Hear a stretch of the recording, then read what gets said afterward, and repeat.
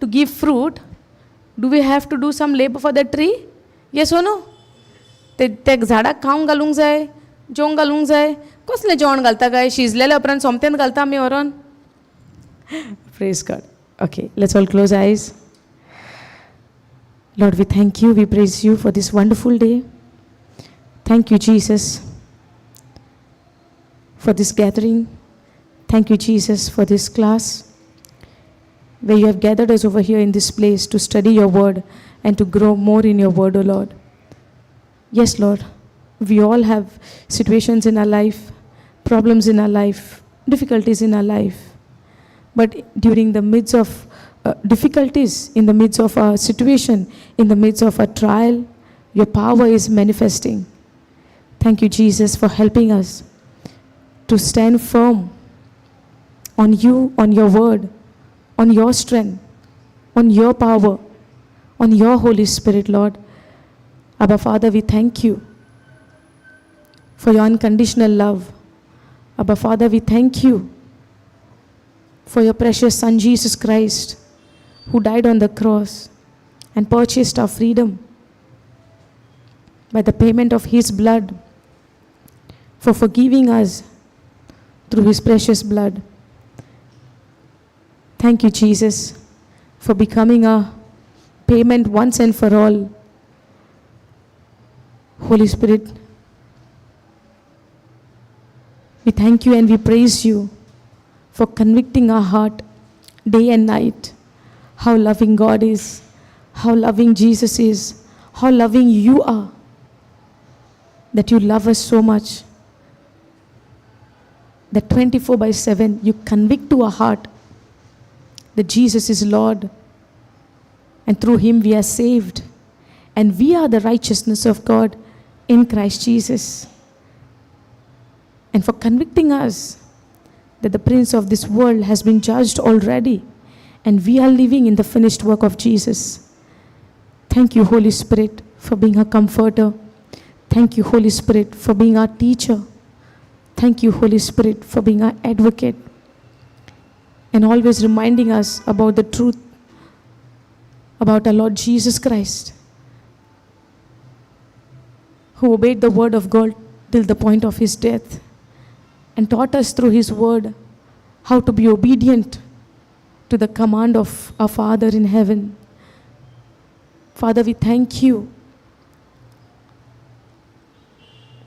for your unconditional love, for the sacrifice which you gave on the cross of your Son Jesus. As we are going to study your word more and more deeper, O Lord, thank you for revealing all the mysteries which is there hidden in your word. And by your Spirit, you reveal it to us, O Lord. Holy Spirit, take complete control of this session. Take complete control of our mind. Help us to focus on this teaching, Lord.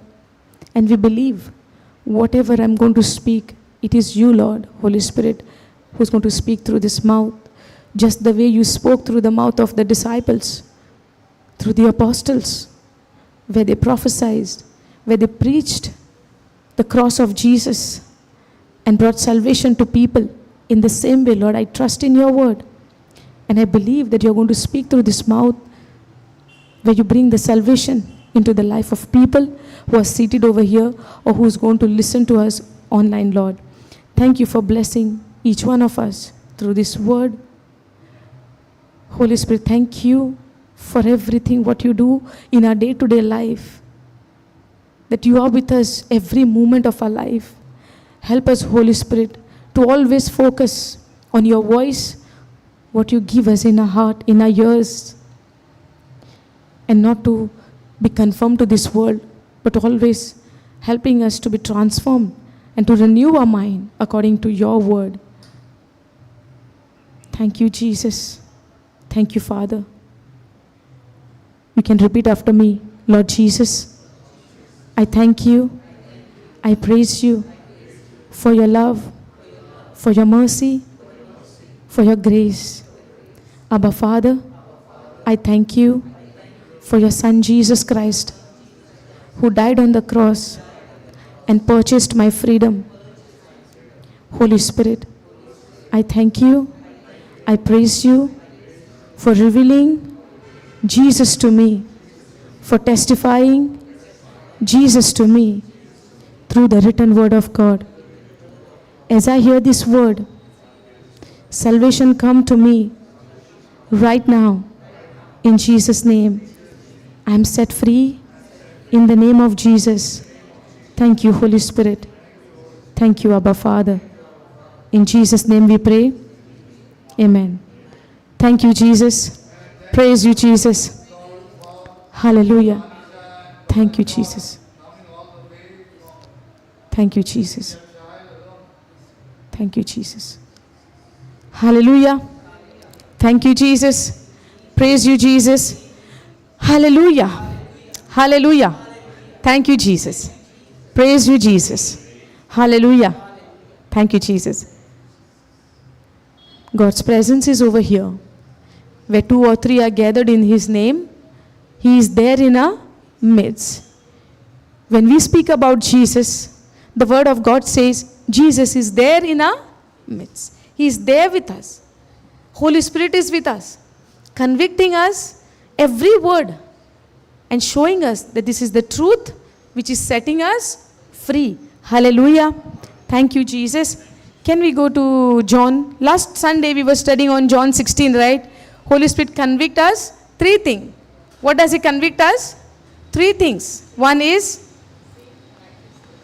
sin. The sin is what? The unbelief. Correct? Sin is the unbelief, righteousness and judgment. Okay, go down to the 6-7 verse.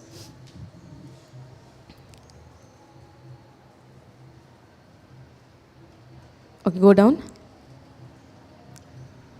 Okay, 8th verse will start, okay? Can you go in, go NIV? NIV is here.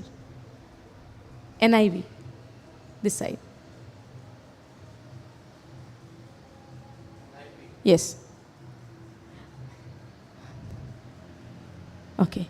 When He comes, He will prove the world to be in the wrong about sin and righteousness and judgment. Okay? About sin, because people do not believe in me.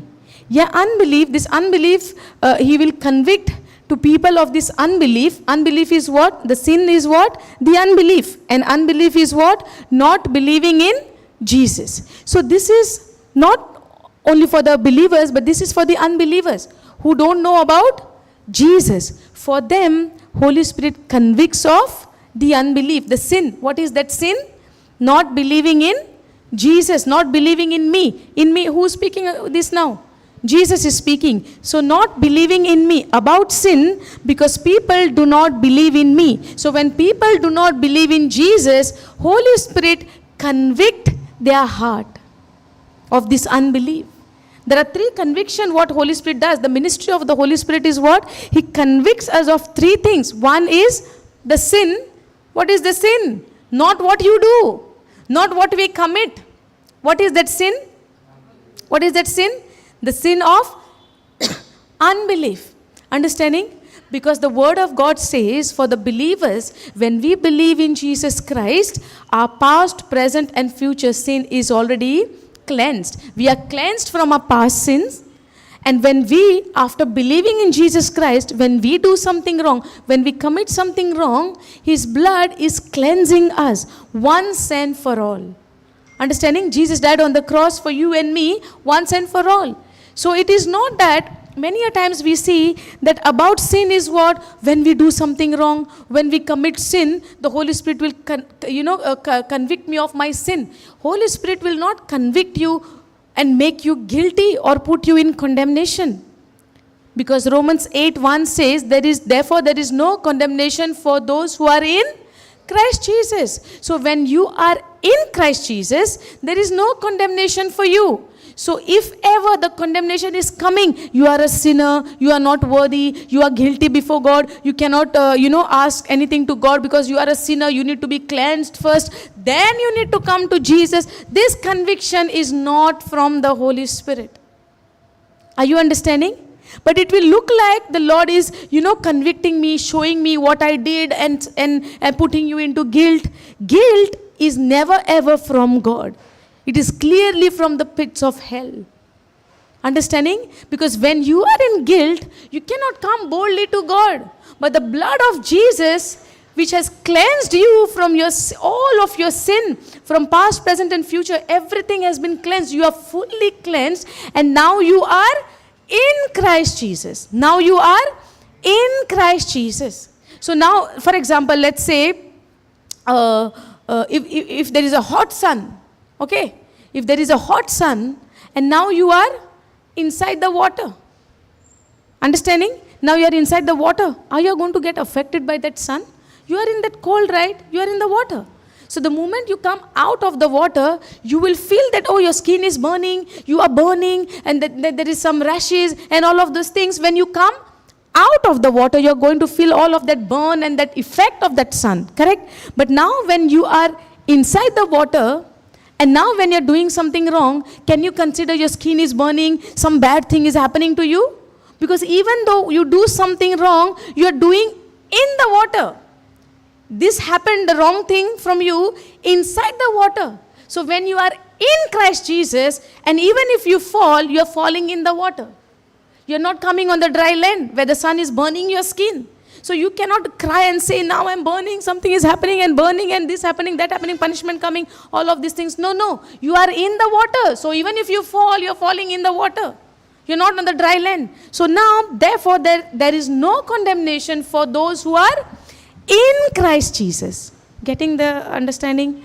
I don't know, simply it came in my mind to give that example. I believe that you all understood it. So even now, after being as a believer, after being as born again, and now when you are doing something wrong or maybe something happened, it's not that God is going to punish you. Because now even if you fall, you are falling in Christ Jesus. So even when you fall, the blood... Praise Jesus. Thank you, Jesus. Because Holy Spirit knows the heart condition of everyone, the need of everyone. Yes or no?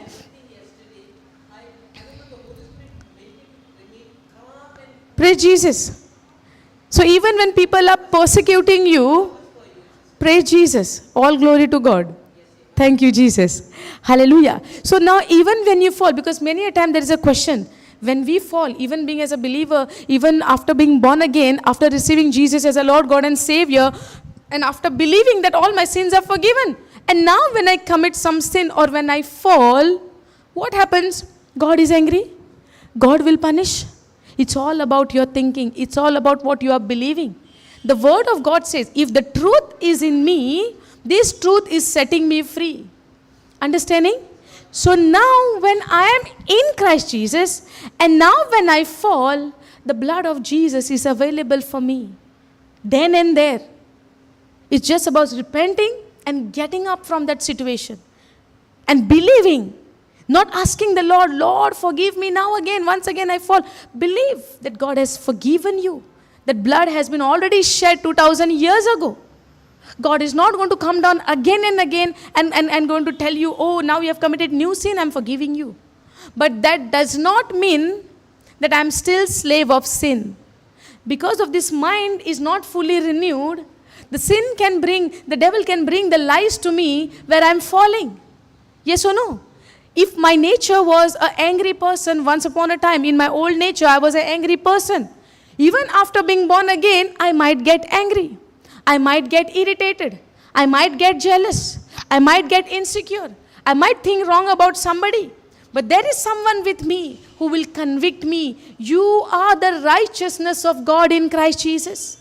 He will not tell you you are a sinner because you got angry last night. He is not going to tell you you are a bad person. You shouted last night on your spouse. He is not going to tell you that you are very angry man or angry woman, angry person.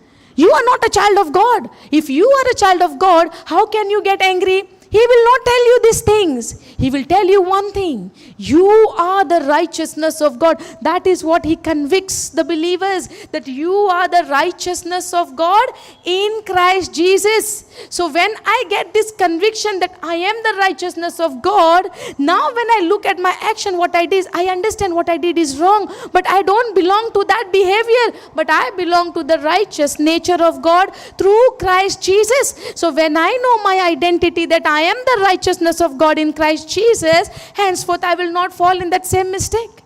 I will not want to go and continue in that mistake. Yes or no? Because when I accept the conviction of the Holy Spirit that I am the righteousness of God in Christ Jesus, that will empower me to overcome from that sin, what I did last night or what I did in the morning. Are you understanding? The moment if I go into guilt, this guilt will never help me to get up from my sin. It will put me down. It will put me into disappointment. It will put me into shame. It will put me in a situation where I will say, I am good for nothing. Are you getting this? This guilt, this condemnation which comes from the hell, from the lies, from the devil, if I accept those lies, oh, I did this, I got angry with my husband, I got angry with my wife, I got angry with my child, I cannot be a good wife, I cannot be a good mother, I cannot be a good daughter, I cannot be this, I cannot be that. This thinking is coming from the devil. This thinking, these thoughts is coming from the tempter who's coming to tempt you. But the moment if you fall and you did something wrong, the Holy Spirit will convict you, not that you are this, you are that, and you know, put allegations on your identity, or maybe put blames on your identity, but He will remind you, He will convict you of your righteousness in Christ. So when I get convicted that who I am, and I would look what I did last night, that will not put me into shame, that will not put me into guilt, but that will help me to know my identity, who I am in Christ Jesus. So even though I fell, I will tell to the devil. No matter how much you try to show me that I am this and I am that and I am very bad, but the Holy Spirit, the Spirit of God, is convicting me who I am. So your lies will not work on me. Because I know the truth that I am the righteousness of God. Even though I fall, God has forgiven me once and for all. Hallelujah. He cleanses me day and night. His blood cleansing me, cleaning me day and night. Whenever I fall, His blood is there. His grace is there. Hallelujah. That's why we are waiting in that hope of our Lord Jesus Christ to come and to save us eternally. Now we are living by faith, that we are saved by grace through faith. Yes or no? We are enjoying this salvation by faith. We are enjoying this righteousness of God by faith, because now we are living in the righteousness of God by faith. Hallelujah. We don't have a physical evidence, but we have a written evidence. Hallelujah. Thank you, Jesus. Praise you, Jesus. Okay, go to Romans chapter 1, verse 16.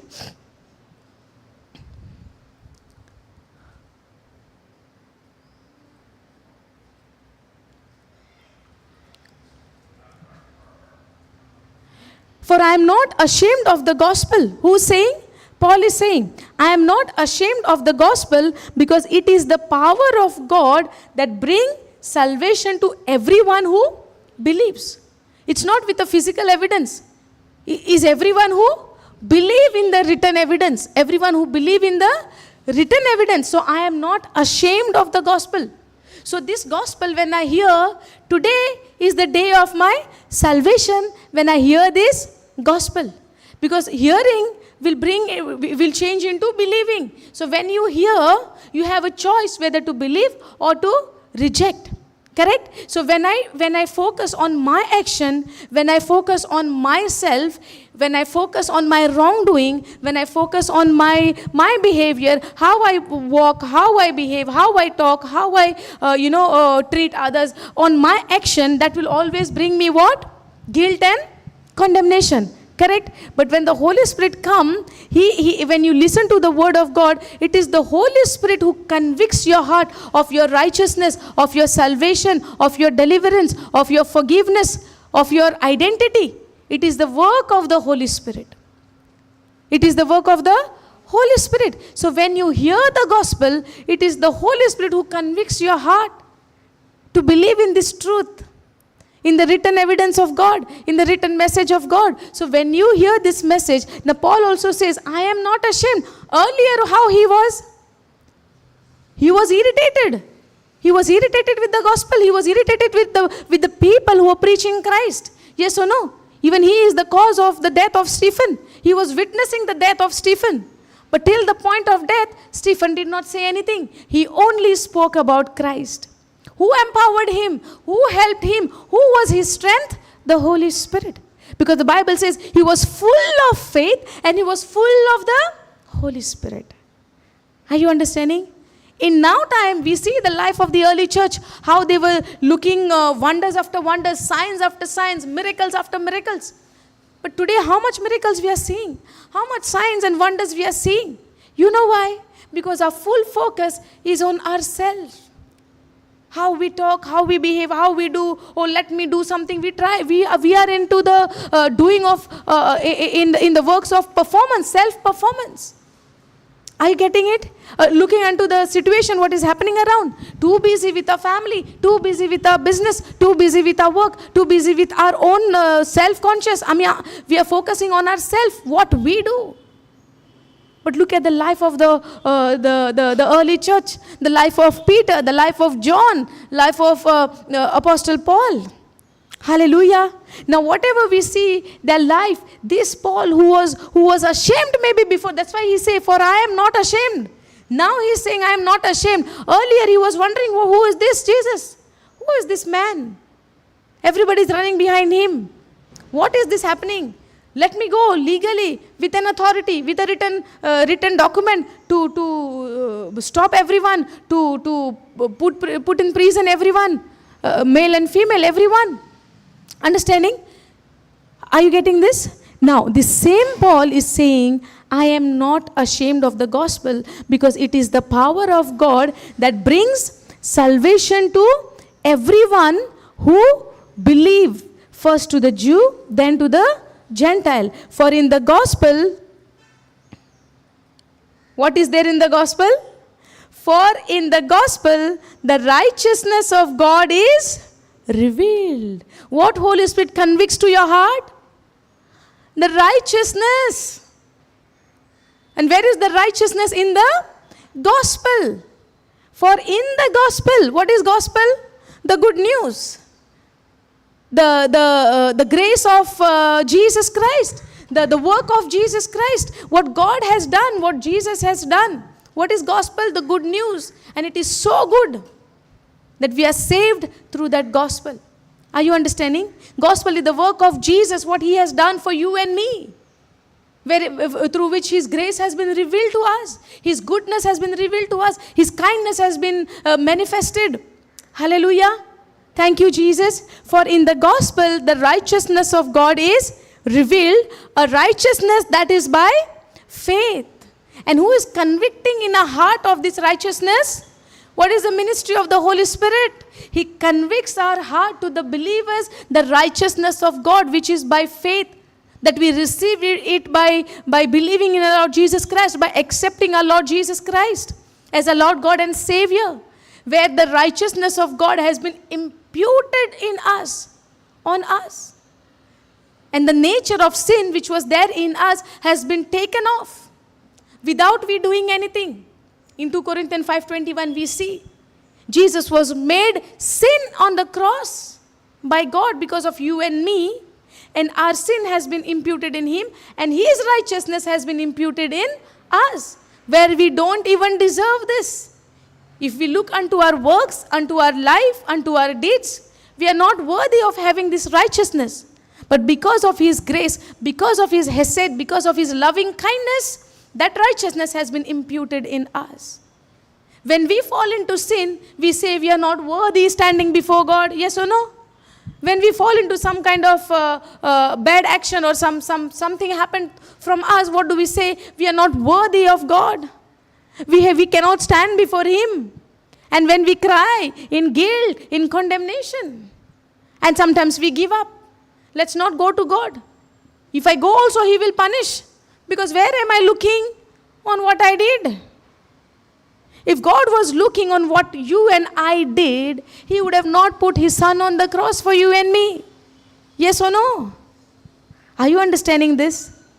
What we are learning is not to fall for the lies of the devil, where he will come and give you guilt.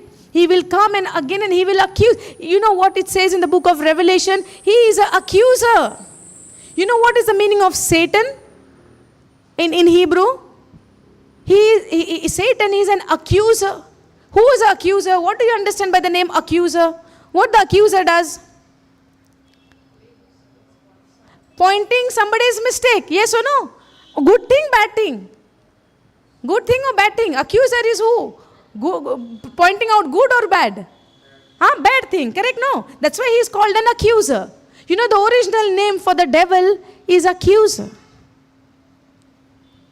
He is an accuser who accuses about us. He's about us to God and telling all the mistake of us.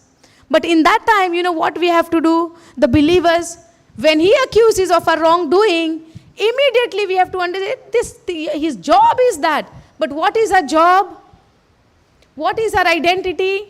That we are washed and cleansed by the precious blood of Jesus Christ. So if we are not aware of the precious blood of Jesus Christ, what it has done on the cross for you and me, when he accuses, we are into guilt, we are into condemnation, we are crying, we are, blaming this person, that person, just what Adam did. Yes or no?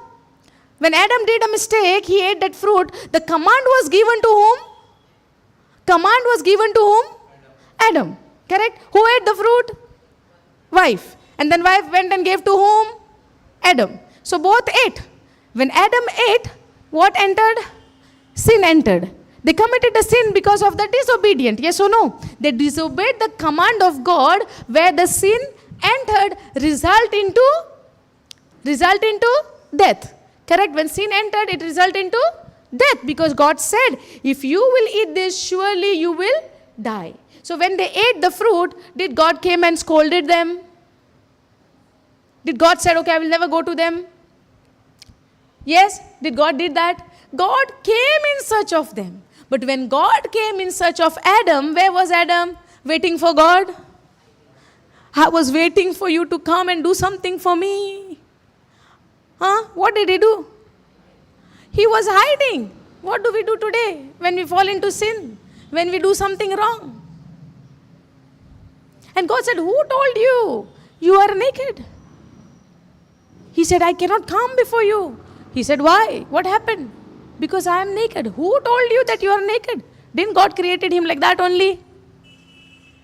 Did God did not created him like that only?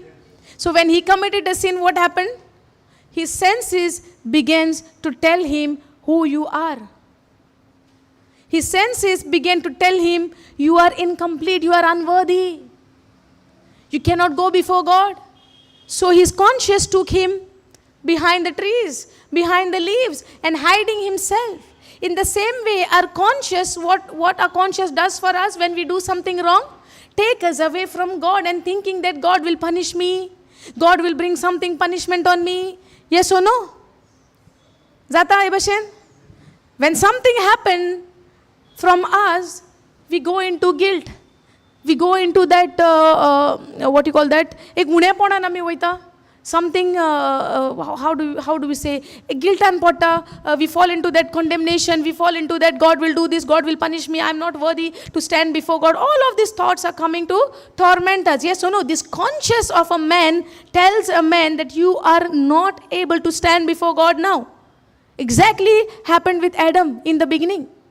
When he ate that fruit, he came into his physical senses and he understood that he is naked, and now he is not realizing this same God created me with his own hand, and now I am hiding from him because of my shame. He is the one created me. Yes or no?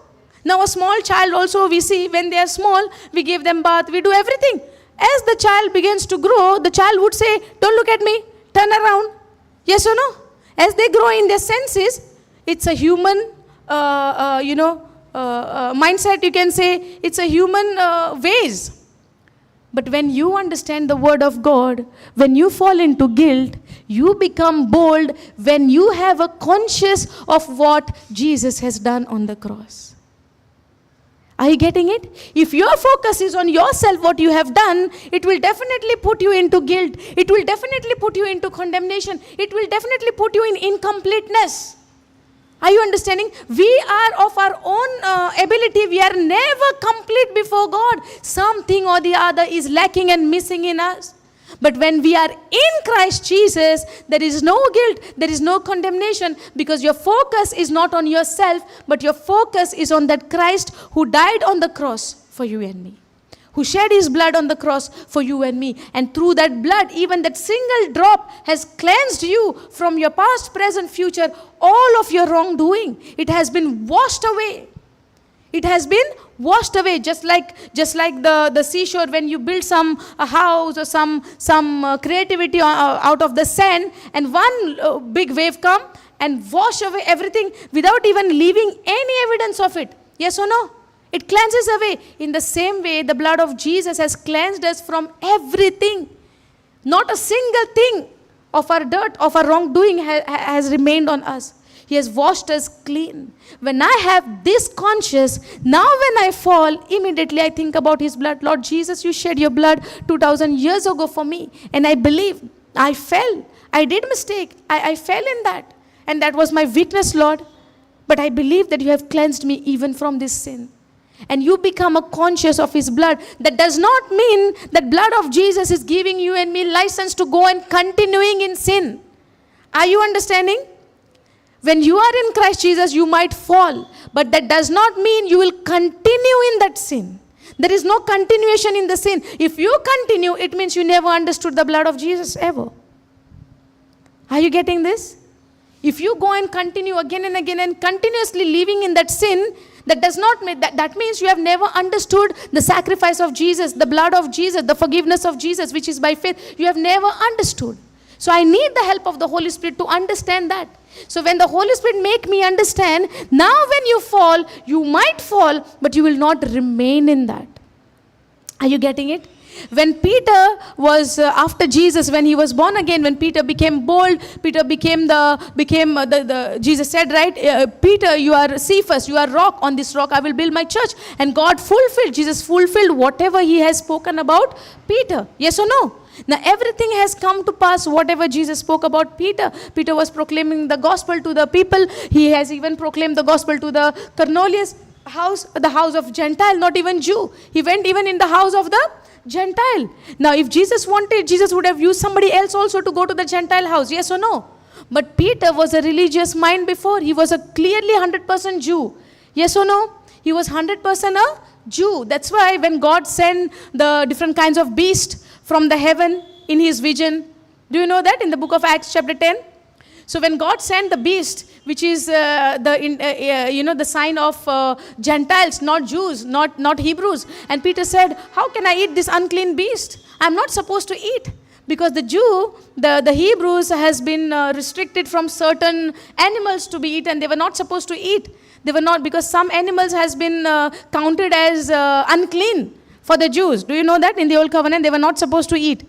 For example, there are a lot. If you go to the Old Covenant, you will see some of the list were there where God has told them not to eat. Correct? So when Peter is seeing this beast in the sheet, which is coming from heaven, he is saying 3 times he heard the voice to eat this. And Peter said, no, this unclean I cannot eat. And what God said, what the voice came, what God has made clean, you cannot say it is unclean. Correct? So now what God was trying to tell him, it is not only I have ordained you, appointed you for the Jewish only. But now there is a time, there is someone who is Gentile, who is not Jew. Olden times, the Jewish people were not allowed to go into the pagan houses. Okay? If somebody is not Hebrew, they cannot go to their houses. They cannot eat with them. That is against the law. Correct? So old covenant is under the law. So there are a lot of things for them, not just 10 commandments, it's more than 600. So they are not supposed to eat certain food, certain kinds of animals, and then they are not allowed to go to the pagan houses and many things. Okay, so God wanted to use Peter for the Cornelius house. But before that, God gave him a dream, gave him a vision about the sign of this wild beast, the different kind of creatures, snakes and reptiles and all came from that sheet. If you want to go and study on this, it's Acts chapter 10. You will study. It's there on the book of Acts.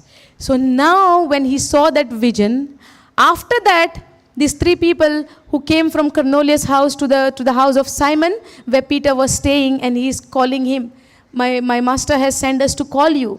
And now Peter is understanding because Holy Spirit told him, go with them. Peter was not ready. What the Holy Spirit is convicting him?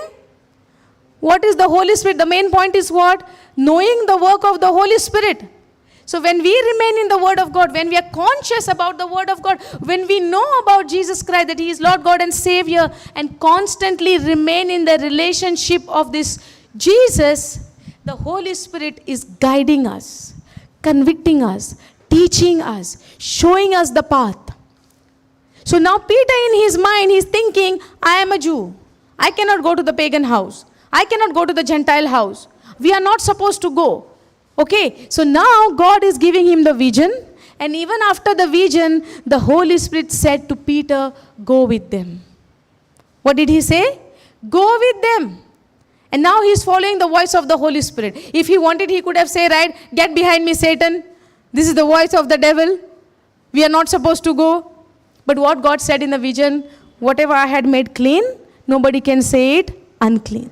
Because after Jesus' death on the cross and his burial and his resurrection, there is no difference between Jews and Gentiles, bond and free, male and female, but everyone is one in Christ Jesus. Hallelujah. Salvation is when those who believe, first to the Jews, then to the Gentiles. In the book of Ephesians we see, Paul is writing to the Ephesians, there is no difference between now Jews and Gentiles. God has also saved you, those who receive Jesus as their Lord God and Savior and believe in the Father, that He raised Him from the dead. And we are living in the finished work of Jesus, and when we believe in the resurrection of Jesus, then that we are believing in the newness of life through Jesus Christ, we are already saved. You don't have to go and give the sacrifices to be saved. You don't have to go and offer something to be saved. We are saved by grace. In Ephesians 2 also we see the same letter which Paul is writing to the Ephesians. Ephesians are the pagan, are the Gentiles. They are not Jews. But the salvation is not only to the Jews, but is also to the Gentiles. And now when Peter is going to the Cornelius house, he is preaching the gospel. Correct? No. He is preaching the gospel. And while he was preaching the gospel, what is gospel? The good news. What is the good news? What Jesus has done. And what He has done? Saved you and me from our all iniquities, from our sins, from our wrongdoing, and given us a new nature. And what is that nature? The righteous nature, the nature of God has been imputed in you and me through our Lord Jesus Christ. And this is what the Holy Spirit is convicting to the heart of the believers. Hallelujah. When Peter was saved, when he was preaching, he was filled with the Holy Spirit. On the day of Pentecost, we see in the book of Acts, chapter 1 and 2, we see that they were filled. The rushing mighty wind came in that upper room, and they were all filled with the Holy Spirit. And when they were filled with the Holy Spirit, Peter began to speak in different language, where he preached the sermon, where 3,000 people, they gave their life to Jesus. Did he see the mighty wonders of God, the mighty miracle of God? Yes or no? Is it easy for 3,000 people in one sermon to get convicted? In one sermon that they all become the believers of Christ? Is it possible? But what is not possible to men is possible to God. When that Holy Spirit comes upon you, whatever might look like which is impossible is possible when the Holy Spirit is upon you.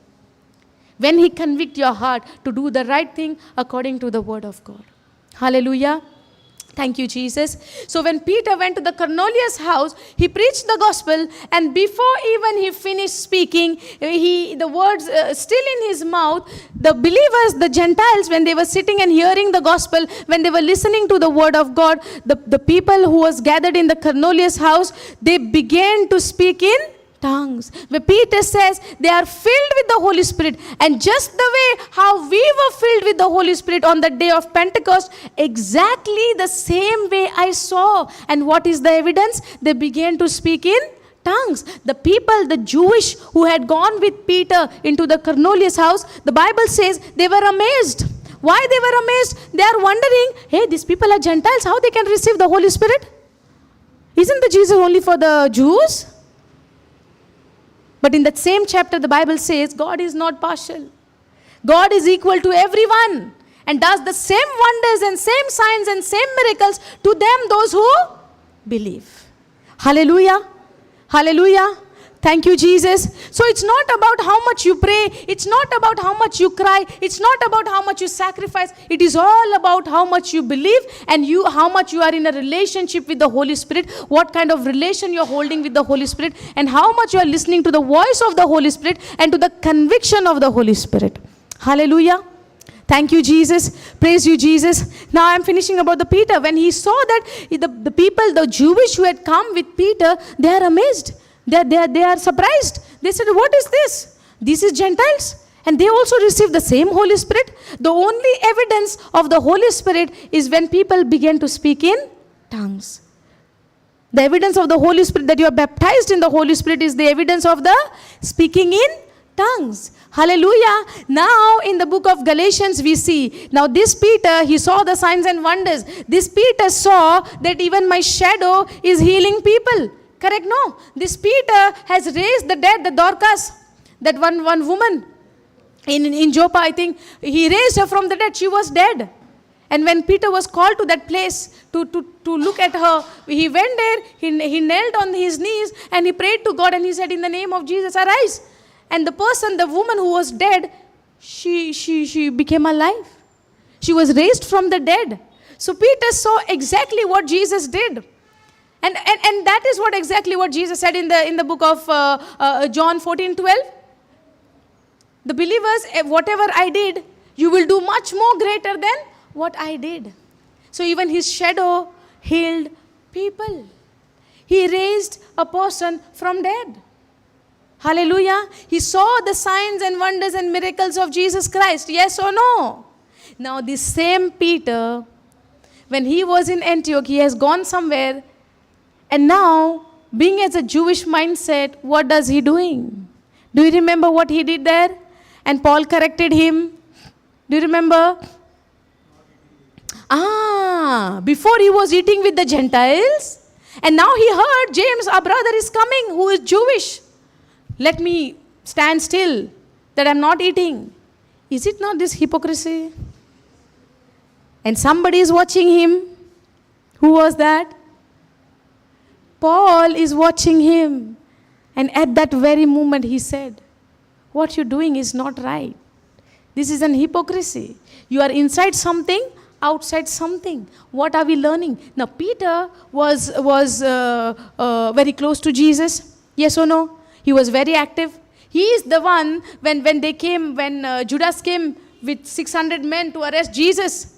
In the daybreak, in the early morning, when they come to arrest Jesus, Peter is the one who took the sword and cut the ear of that soldier, of that person. Yes or no? So he is very protective about Jesus. But at the same time, this Peter also fell and did mistake. And he also, not understood the grace very well. Just the way how Paul has understood. Yes or no? And Peter also said, the letter of Paul is not easy to understand for just like that. You need the grace of God. You need the help of the Holy Spirit to understand the letters of Paul, which is full of grace. It's not your work, but it is the work of Jesus, what he has done for you and me. So Peter, when he fell, when he did mistake, what I'm trying to say is, you and I can also fall in a mistake. You and I can also fall. But that does not mean that example of Peter can help us to go and falling again and again into sin. I'm not saying that, okay? I'm just saying that even Peter fell, even he did mistake, even he not understood fully the grace of God.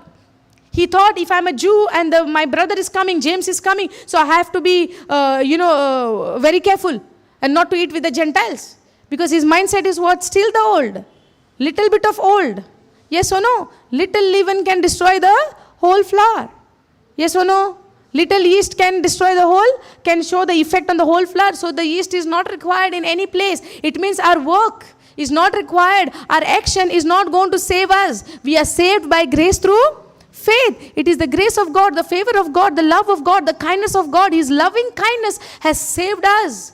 No matter what we do, we are saved because of His love, because of His unconditional love, because of His kindness, faithfulness. He saved us. And we believe it by faith. Hallelujah. So what I'm trying to say is, even Peter fell at some point, but that does not mean he continued in falling. In the same way, even if we fall, that does not mean that fall has to put us into condemnation. But the devil will come. He is very cunning. He is very, how to say, there is no word for him. He is like a shameless person. He is an accuser. He will always come to accuse. The moment we fall, he will stand there and he will put thoughts in our mind. Oh, you did this? Yesterday you gave a big sermon and today you did this? He will come. Yesterday you went like a great believer to the retreat. Whole day you listened to the word of God and today you fell. You did this? So he is an accuser. His name is accuser. He accuses us before God. But when he accuses, God has given us, for us also, mouth. Just the way he's speaking and accusing you and me, God has given us mouth also, right? God has given us also ability to speak, right? So when he accuses us, when he speaks all bad things about us, God has given us ability and the power of the Holy Spirit to speak about the blood of Jesus, the sacrifice of Jesus, the forgiveness of Jesus, what we receive, to say, yes, I did that. Yes, I fell. But the blood of Jesus has cleansed me, washed me clean. And he will never allow me to remain in that sin. But he helped me to get up from that and to walk on the path of the righteousness which he has set before me with the help of the Holy Spirit, where the grace of God is available and which empowers me to overcome from this sin. And that is called the supernatural power through the word of God. What we receive from the word of God, because the word of God itself says the word of God is living, active. Yes or no? It is not that the power is coming from somewhere. The power is coming from the word itself. Are you getting it? The power is coming from the word itself, because the word of God is the power of God unto salvation. Hallelujah. The word of God is the power of God. Go to the 16th verse. For I am not ashamed of the gospel, because it is the power of God that brings the salvation. Gospel is what? The word of God. Word is what? Christ. Gospel kon anso? Jesus cho. Jesus kon? The word. The word of God. In the beginning was the word, and the word was with God, and the word was God. And this word became flesh and dwelt among us. Now what is the word of God? It's a Christo. It's Christ. It's Yeshua, our Savior. The word itself is a Savior who became flesh, who became as a human, took a human form to save you and me. As we are in a human form and we need someone human to save us, that God stepped down from His glory, from His throne. He came down for looking unto you and me, where He saw we are struggling, we are into destruction, we are into the hands of the devil, we are into the kingdom of darkness. He came by becoming a man on this planet earth to save you and me. And when we confess that Jesus is our Lord and Savior, when we believe in this gospel is the power of God that brings salvation to everyone. To some people or to everyone? To everyone. So where should be my focus? On the gospel, on the word, or on my works, on my deed? Where my works are always going to put me into condemnation, where my works are always going to put me in guilt, where the works of mine will always show me that you are not complete, you are not worthy to stand before God, because sin is the only thing which separates us and God. In Isaiah 52, I think it has been said. Can we go to Isaiah? I think it's 52, 9.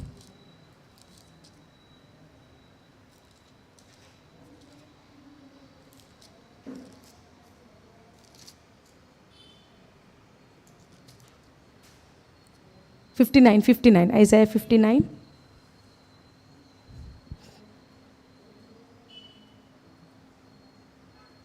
One onwards you go. But your iniquities have separated you from your God. Go AMP.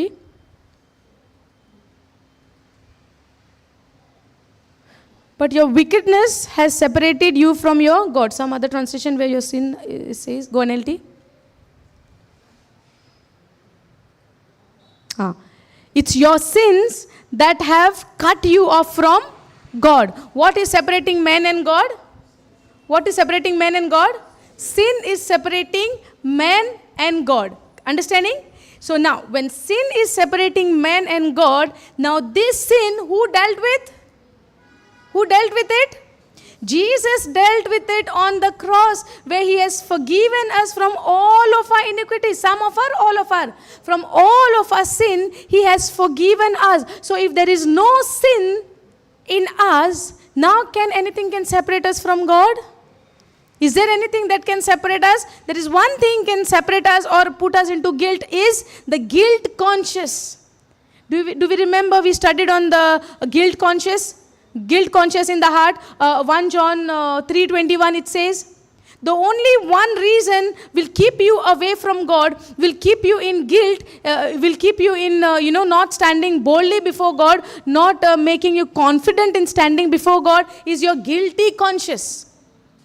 There is no sin in you anymore, but if your conscience is guilty, that will make you, make you weak to stand before God. You will be in that guilty conscience where you will feel that I am not worthy. But the word doesn't say you are not worthy. Your conscience says that.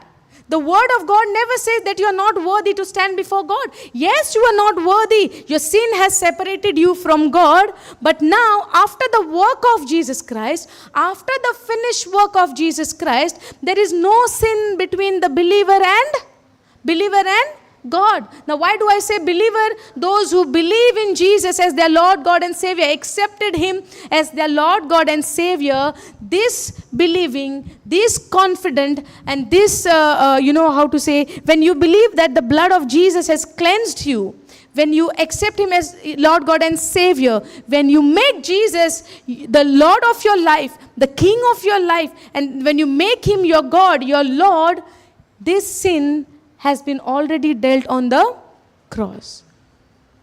Are you understanding? So now there is nothing between you and God. There is no barrier between you and God. Whatever was there in between, which is your sin, has been already washed away, cleansed away, deleted. Are you understanding? So now there is nothing between you and God. But now your conscience is your mind, your flesh thinking is your enemy.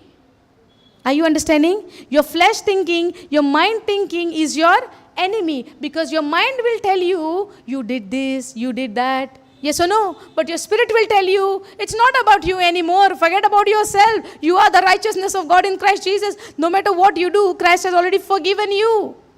You are the righteousness of God in Christ Jesus. The blood of Jesus has cleansed you. So when you are in this conscious mind, and now you change your thinking according to the word of God, according to what Christ has done for you, this confidence, this believing makes you confident for knowing that there is nothing between me and God now. Only Christ is that bridge through which I am getting connected to my Father. Hallelujah. Are you understanding? One thing you remember. I don't know, you might remember the whole teaching or no, but remember one thing, that Christ is that bridge between you and Christ, meaning the cross is that bridge between you and God. Because there was something which was separating me from God, and that was sin. Sin separated us from God. It's not about what we do. Sin separated us from God. But today when we look unto Jesus, what do we see? We see the cross. Because on that cross, the anger of God which was there on the sin. Now, God is an angry God we see in the Old Covenant. Yes or no? Did you ever read? God became angry. God punished. God did this. God did that. Yes or no? And that fear is still there today. And we are thinking God is a punishing God. Correct? No? God is not angry with you. God cannot take the sin which is in you. So now when you want to focus on yourself, what you do will make you righteous, or how you behave will make you righteous. It means what? You are still coming under the law. You're still coming under the law. You're still not believing that Christ has set you free. Christ has forgiven you. His blood has cleansed you. If you're not believing in this, you are still under the law. If you are still under that there is a sin between you and God, because you are conscious in what you are doing. You are very careful. If you try to do the self-righteous thing to make yourself, stand before God, if you're focusing on your works, then you are not perfect. Yes or no? Are we perfect? We are not perfect, because the sin which is in me will never help me to be perfect. The only way I can be perfect is through Jesus Christ. So when I am in Christ Jesus, in the water, in Christ Jesus, no matter even I fall, I will fall in the water, and the blood of Jesus is there to clean me. How many times I fall, that many times the blood of Jesus is available for me. Yes or no? But that, I'm saying, that will not give me any license to go on sinning. Understanding? I might fall in some sin, but I would not continue in that sin. Because the conscience will always tell me that, the focus would be on my works. Are you understanding? So now over here it says, it is your sin that have cut you off from God. Because of your sins, He has turned away and will not listen anymore. So when Jesus was on the cross, He said, right, my God, why have you forsaken me? You know, that time God has really turned away. Because why He turned away? Because He was dealing with our sin. God has imputed our sin unto Jesus. So at that time, there was a sin which He was dealing on the cross, and God could not look at it because His wrath is there. His anger is there on that sin. It's only look like for us that, oh, Jesus died on the cross and He has forgiven us. It's not an easy death. He suffered. Because for the sin, there is a suffering. It's not easy going. Oh, just because He is God and Jesus is the Son of God, nothing much happened. No. When we read the book of Isaiah 53, when we read the book of Psalms, when we see 1 Peter 2:24, He dealt with our sin. He went through that pain. He went through that suffering. He went through that rejection. The Bible also tells us He was rejected on the cross because everyone was looking at Him that He is a sinner. And He was dealing with our sin. He has never committed any sin. There was no sin in Him. There was no sin in Him. He has never committed sin, and He has not done anything wrong. Because He was the righteous person. He was a righteous God. He was a righteous man. While He was on the planet Earth, He was a righteous. He has not done anything. It was imputed. Just the way where we have not done anything good thing, the righteous nature came on us. Yes or no? In 2 Corinthians 5:21 we see, did we do anything good? When there is a sinful nature in us, can we do anything good? No, right? We always give an example of a pig. दुकराचे example आम्ही दिता सदांच. Nature कितें आहा? चिखलाचो. सो कितलेय बरें केलें चिखलान वेचो ना. सो आमचो नेचर कितें आसलोलो? पथकाचो. करेक्ट? सो आमी कितली न्हावन धुवन बसले आमी पथकान पडची ना? We would fall, right? We would fall in sin. Correct? No, because the sin nature was there. Just the way the sinful nature was in us, exactly the righteous nature was in Jesus. So the Bible tells us God has imputed our sin on Him and His righteous nature on us. Just the way there is no sin in Him, He was made sin. In the same way, there is no good thing in me. There is no righteous nature in me. I was made righteous. Glory to God. All glory to God. We don't deserve it. That's why it says the grace is undeserved favor. His favor we don't deserve because we have not worked for it. We have not done anything for it. Because He is good, because He is kind, because He is merciful, the righteous nature has been imputed on us, even though we don't deserve it. And this is the love of God manifested on this planet Earth through His Son, Jesus Christ. Hallelujah. Thank you, Jesus. Praise you, Jesus. Go back, John 16. Are you understanding this? This is our identity. What we are learning is this is our identity in Christ Jesus. Are you following this? So it's not that when we fall, because even for me also, it was always a question mark. Oh, if I'm forgiven, then how come I'm falling again and again some or the other sin? Sin is what? Not murdering somebody, not destroying somebody's property. It's not that. Even getting angry is a sin. Even falling into jealousy part is a sin. Yes or no? Even getting insecure with other success is a sin. These are the hidden sins, which gets, it gets produced in a heart. Yes or no? How these things are happening? So when I fall into this kind of thing, then God is going to punish me for these sins now? Correct? Question is there, right? So if I fall after being accepting Jesus as a Lord, God and Savior, after being born again, now when I fall, now God is going to punish for this sin? What is this now? So it is to torment me, confuse me. And I was wondering, what about this? But the word says, God has cleansed you throughout. So now, even if you fall, you are falling in the box, not outside the box. Understanding? So even now you're falling inside. The only difference is, the matter is you get up and say, Lord, thank you that your precious blood is there. And I believe. It's all about believing. Believing unto salvation, you are saved. So even if you fall, now this battle is going to go till the coming of Christ. Understanding? But that does not mean, I'm again saying in Romans chapter 6 verse 1 says, so shall we continue in sin because of the grace of God? God forbid. No, not at all. I should know the truth that sin has lost its power on me. Sin has no more dominion on me. Sin have no rule on me. Sin cannot reign on me anymore because now I am in Christ Jesus and I am not under the law but under grace. Are you understanding? I am under the favor of God. Are you understanding this? So when you know this truth will empower, and it is an everyday process for us. It is a everyday process for us. The moment when we fall, immediately there would be a conviction. Does the conviction come or no? When I get angry, suddenly I would react. If my child is, acting little stubborn, children does that, right? If they ask something, they say, I want. And then if she go little more aggressive and I want, and like this irritation, I might shout at her at that time. Immediately, the conviction come. This matter you can handle with love, right? The conviction will not come, oh, you did this, but that also comes. But it depends on me which one I'm accepting.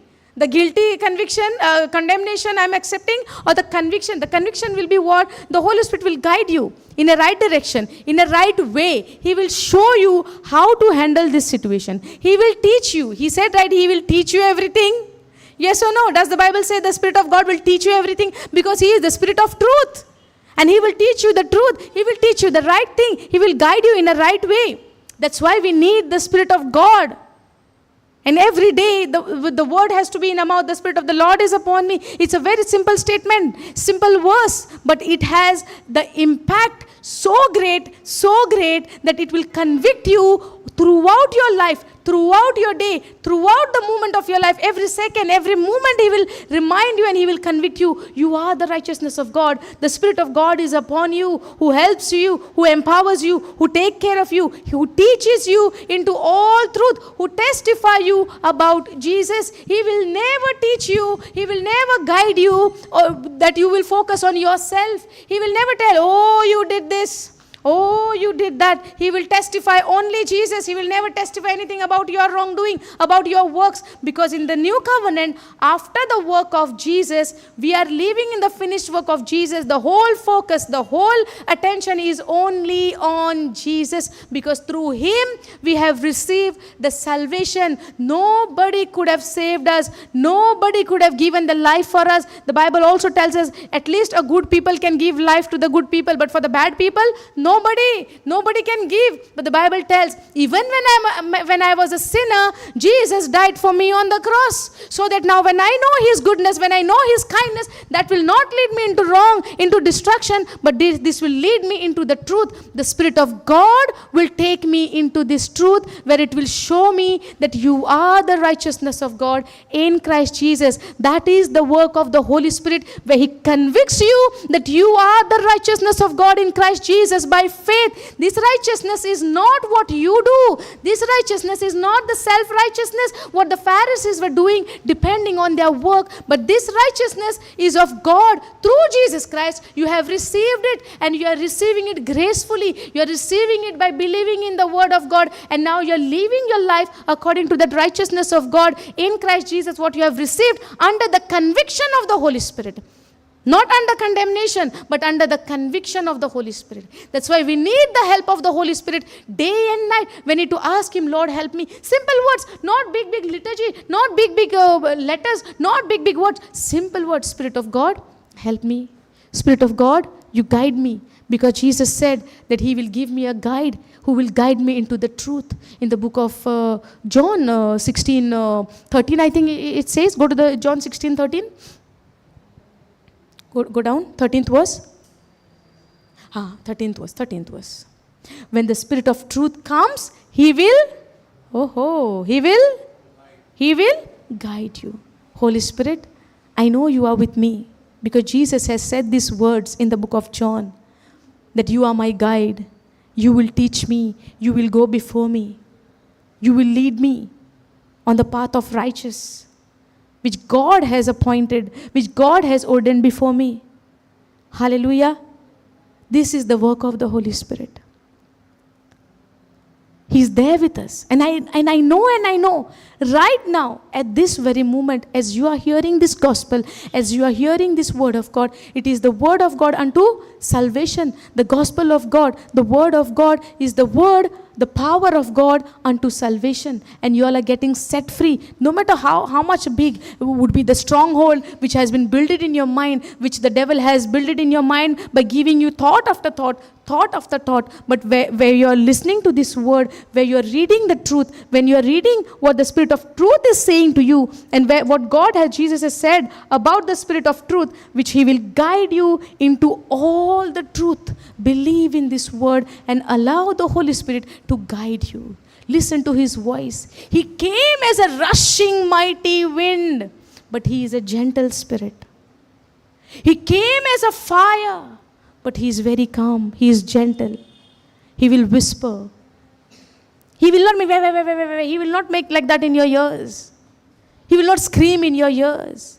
The manifestation would be of the Holy Spirit. You will see if there is a demon, if there is any evil spirit in this place, and the Spirit of God comes on you, there would be shouting and screaming, because that evil spirit is coming out from that person. But when the Holy Spirit is upon you, you are gentle. You are soft. You are like that, that feather, how the feather is very rough, rushing mighty wind. It's like a feather. But when He comes, He came as a rushing mighty wind. But He is very gentle. He's very kind. He's very soft. He's whispering. He's talking to you. The more you become sensitive to the word of God, you will be able to hear the voice of the Holy Spirit, where He's speaking to you in your ears, in your heart. There might be an audible voice. There might be the written word of God. There might be a conviction in your heart. Do this. Go this way. Do like this. Say these words in your heart. That is the work of the Holy Spirit. Hallelujah. Thank you, Jesus. When the Spirit of truth comes, He will guide you into all the truth. He will not speak on His own. Meaning what? He will not speak of His own, meaning what? He will speak what you speak. No. What he hear from the Father, he will not speak on his own, but he will tell you what he has heard from whom? Not from the word, from the world, but from the Father. Because he is the Spirit of God, he is Spirit of Father, who has come to dwell in you, with you, upon you. Hallelujah. Now he will tell you what he has heard. He will tell you about the future as well. He will tell you about future. So many things he will reveal to you. He has a big ministry in your life. He has a big role in your life only if you allow him. Are you understanding? Only if you are sensitive to his voice. Only if you allow him to do the things, him to, put your life into place. I might desire the things of the world, thinking that what I'm doing is right.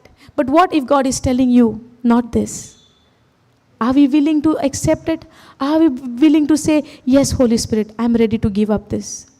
Because he might tell you anything. Are you understanding? Holy Spirit, Stephen, who was been killed, yes or no? He was full of faith and he was full of the Holy Spirit, correct?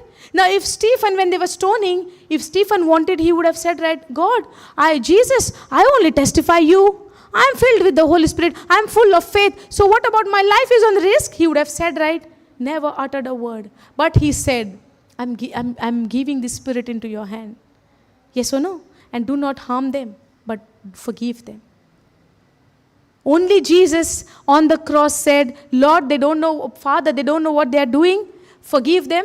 They don't know what they are doing. And the second time where we hear the same statement is from the Stephen. Now, can we understand the life of Stephen? How much he was into the truth of the word of God, where he knew exactly what Jesus said on the cross. And he said the same thing. He gave up his spirit. And he said, look, the heavens are open. And I see my Lord is standing over there. But all the way we see in the Bible, the Lord Jesus is sitting at the side of the Father, in the right hand side of the Father, sitting in the right hand side of the Father, yes or no? But in that honor, Jesus was standing. And he said, Jesus is standing in the right hand side of the Father. He's standing.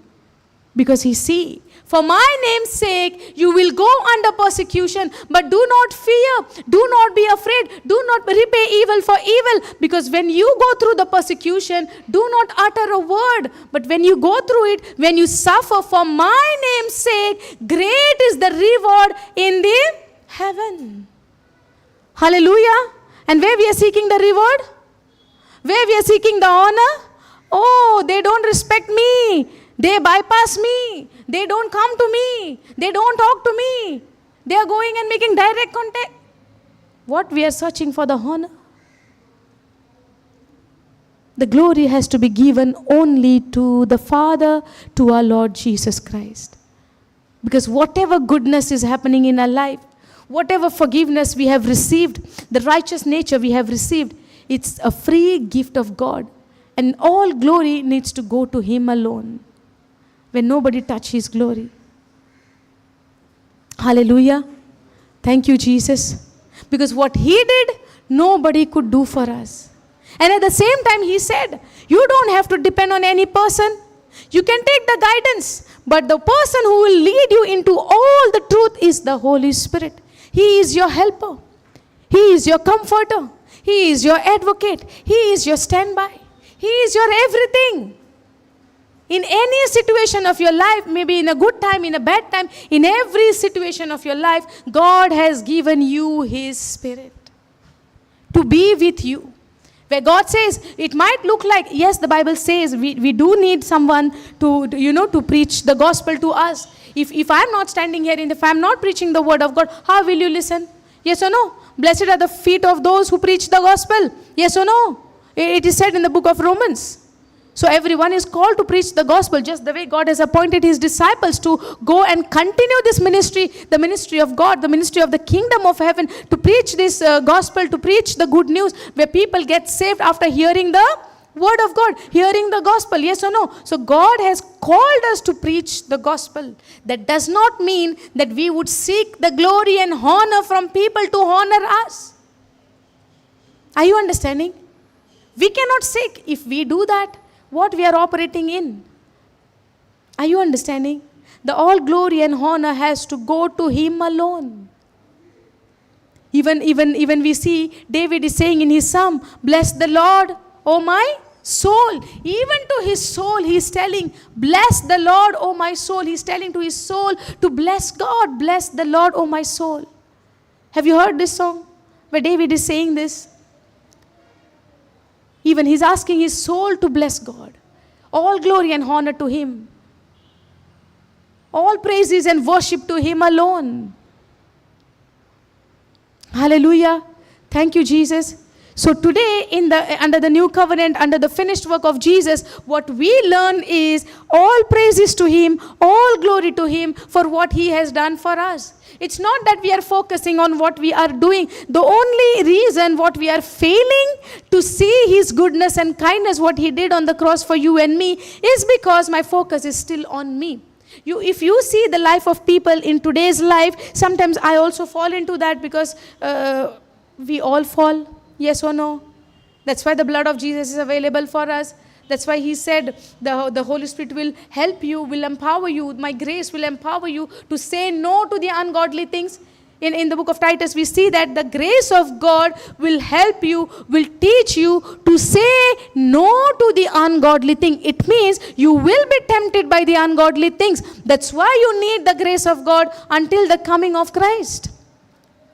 Hallelujah. Because when Christ comes, our body will be changed. Our mind will be renewed completely. It will be changed. Our body will be changed. Where devil will not have, he will go in eternally into the fire. Where he will not have any power over us, even on our mind. Now the only reason he is coming and attacking in our mind, because our mind is not yet changed. Not yet it has been changed. The only process of our mind to be renewed is through the Word of God. My mind has to become in alignment with the Word of God, or in alignment into the truth what my spirit is having right now. Because in my spirit I am already exactly like God. I am renewed, I am changed, I am born again in my spirit. Once upon a time I was dead in my spirit, but now my spirit is living forever. It's exactly become like Jesus. The day I accept Jesus as my Lord, God and Savior, my spirit and God's spirit is become one, where devil has no authority, no control on my spirit. Do you know this? In my spirit, I am living forever, eternally, and I become exactly like Jesus. Are you understanding? Now, whatever the new nature which we have received, the new nature, we say, right, we become a new creature in Christ Jesus. In 2 Corinthians 5:17, all things are passed away because all things are become new. These all things are become new where? In my spirit. But this mind is still the old. My mind is still the old. The process of my life which I live right now is renewing my mind according to the Word of God, according exactly how I am in my spirit. The more I study and meditate on the Word of God, the more I spend time with the Word of God, the Spirit of God is helping me in my spirit to renew my mind. Now, when I read something, where is the message going? Where is the message going? When for example, there are ways, right, to come to this place. There are 2-3 ways, correct? Now, when you are heading towards this place, if you see some board over there and they say, roads are closed ahead, will you go?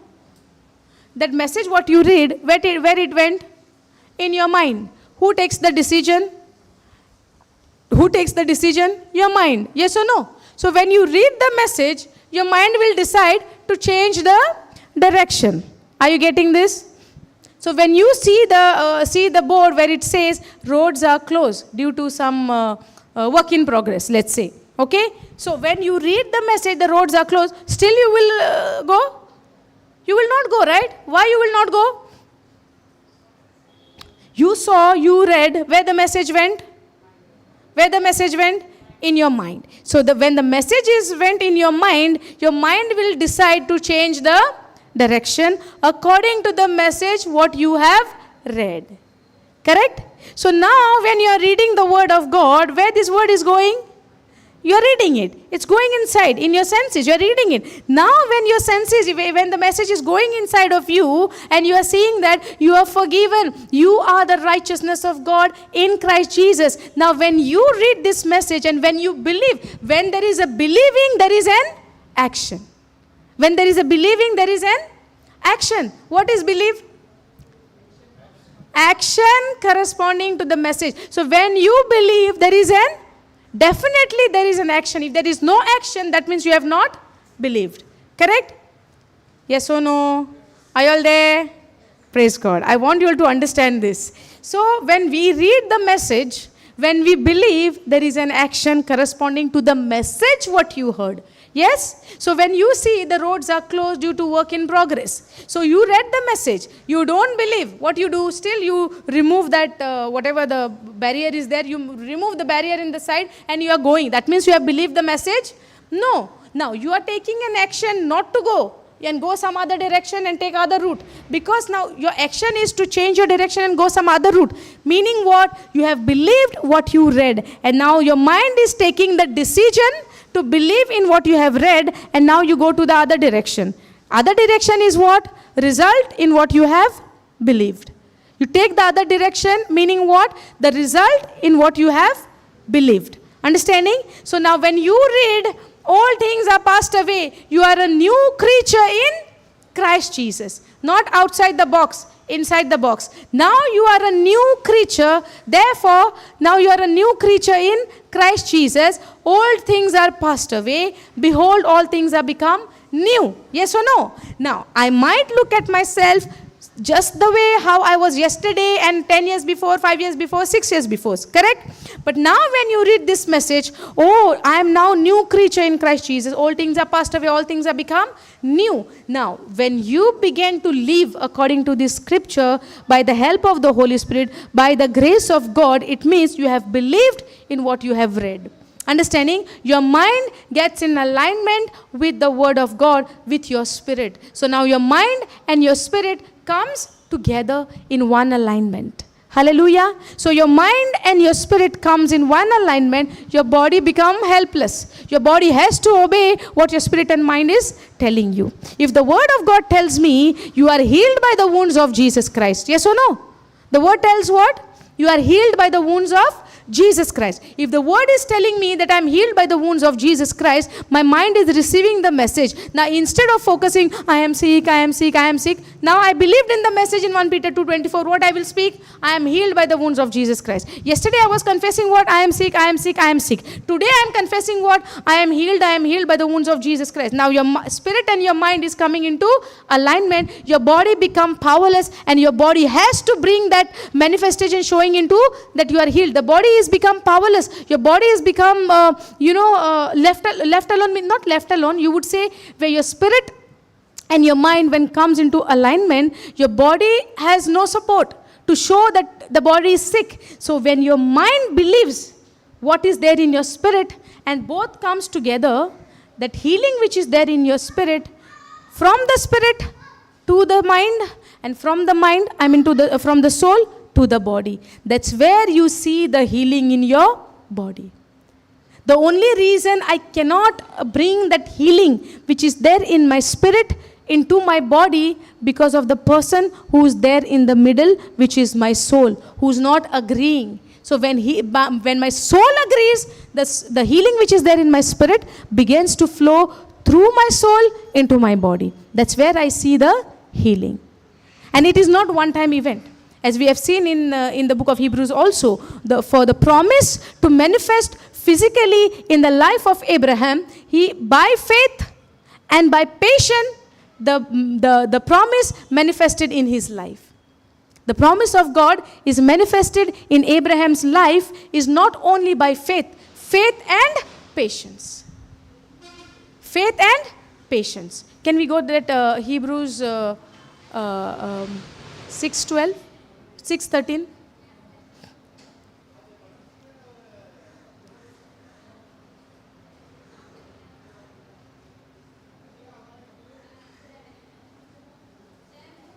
(14) 15. Then Abraham waited patiently and he received what God had promised. So we call him as a father of faith, but he waited with patience. So when I say only this, you can go back to John 16. Understood? With patience, he waited patiently unto that promise which God has promised him. And after waited patiently, this promise of God came into manifestation at the age of 100 into his life. So he also went through patience. Now, what we are learning through his life about patience. If I want to see the healing in my life, if I want to see the finances in my life, if I want to see success in my life, if I want to see peace in my family, if I want to see the goodness of God flowing into my family, what I need? Faith which walks with patience. Hallelujah. So we walk till 5 days, and on the 6th days we are saying, oh, not happening. Father Abraham waited for 25 years. Hallelujah. Joseph waited 13 years.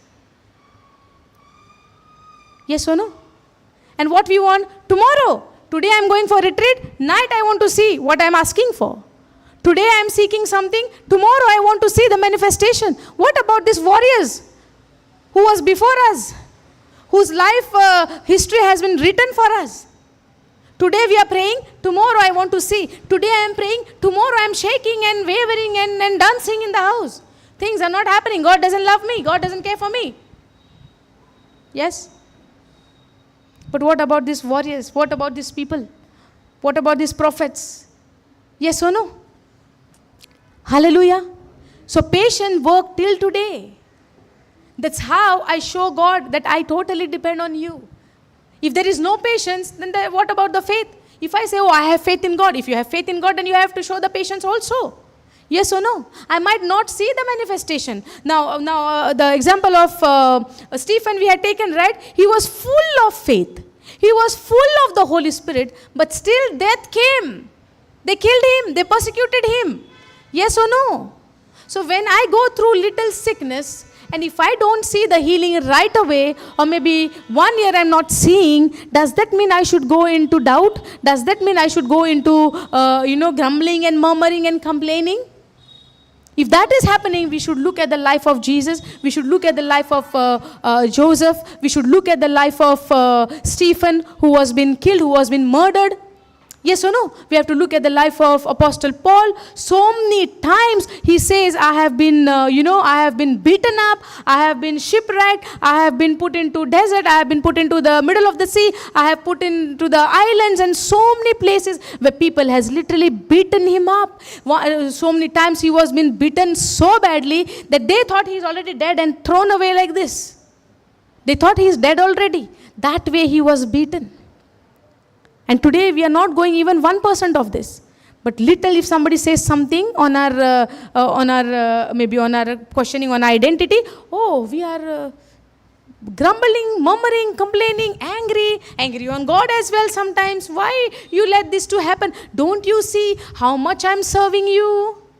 Don't you see how much I am proclaiming your word? Don't you see how much I am sacrificing my time? Don't you see how much I spend time with you in studying the word of God, and these things you are giving me? I'm preaching this to myself also. Are you getting this? That's why knowing the word of God and spending time, when we spend the time with the word of God, we are learning how God was operating in those days. In the early time, and how the life of the apostles, the disciples, hallelujah, how they were living their life, how God was, speaking to them, walking with them, what they went through. Even Peter was put into prison. We see in the book of Acts chapter 12, he was put into prison and he was nicely sleeping. The angel of the Lord came, took him out, and he don't know, he's thinking this is a vision, but that's how the Lord is working in our life. If that can happen and that was possible, why not today? Why not in my life? It might look like, no, I don't have anyone. I am left alone. Nobody is with me. There is no support for me. I am the only person, surviving and this and that and that. When, God, when I will see your glory in my life? Instead of asking when, give glory that you're already seeing it. The Lord will show you, the Holy Spirit, the Bible tells, the 13th verse we saw, right? He will show you the future as well. He will show you the future as well. Hallelujah. Does the Bible say in John 16:13, the Spirit of truth will show you the future? We read it, no, just now. Go to the 13th verse, brother. So if God can show me even the future, can't I make that imagination what I want to see, what I want to, what I want in my life to happen?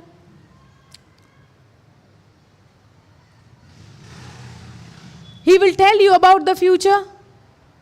Where are you, brother? He will tell you what has heard, and he will tell you about the future as well. The Spirit of truth. Yes or no? Hallelujah. So much God has promised us. So much He has spoken about our life beforehand. Before even we were born, the Bible says that He knew about us. He knew us. He before even our parents, our mothers and father, they know us. God knows us. Before even we were formed.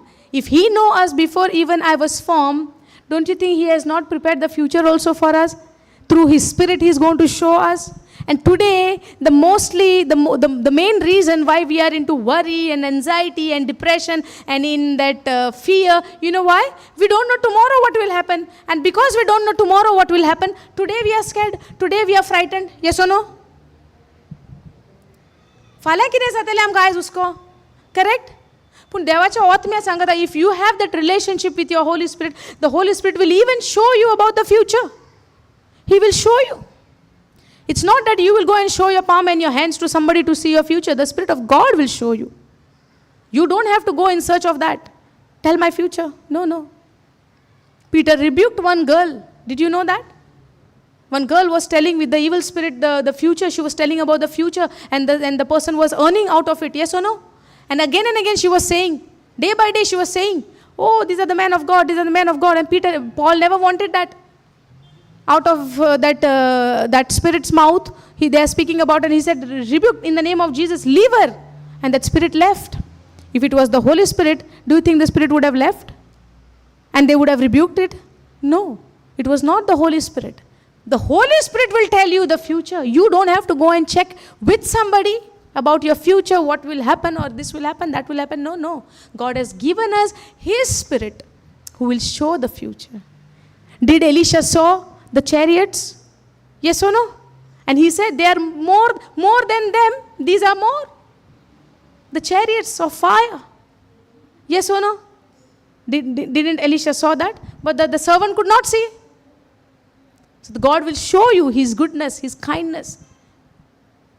Hallelujah. Thank you, Jesus. Praise you, Jesus. Are you understanding this? So we need to, yeah.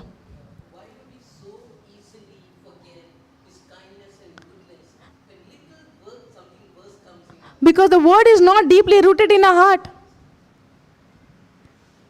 Even though the word is rooted in our heart, the reason we get shifted because we are focusing on ourselves. You know why we get drift away? Because when the problem, the only reason we get drift, if everything is going good in our life, we will not give glory to God. We say that, thank you God, you have given me this, you have given me, praising and thanking and thanking and thanking, because we have a reason to thank. But the real testing is when things are not right in your life, when things are coming against you, that's the time you give glory to God and believe, even in this midst of trial and tribulation and circumstances, in this problem, I believe you are walking with me, you are going ahead of me, you are guiding me into the right direction. I am here for a moment, but you are taking me towards you, towards your, towards your goodness, towards your, towards the, you can say, for example, if you're going through the crisis, you can say, this is for a moment, but I'm walking through it. I'm not living in that. Understanding? Because the eternal promise is what?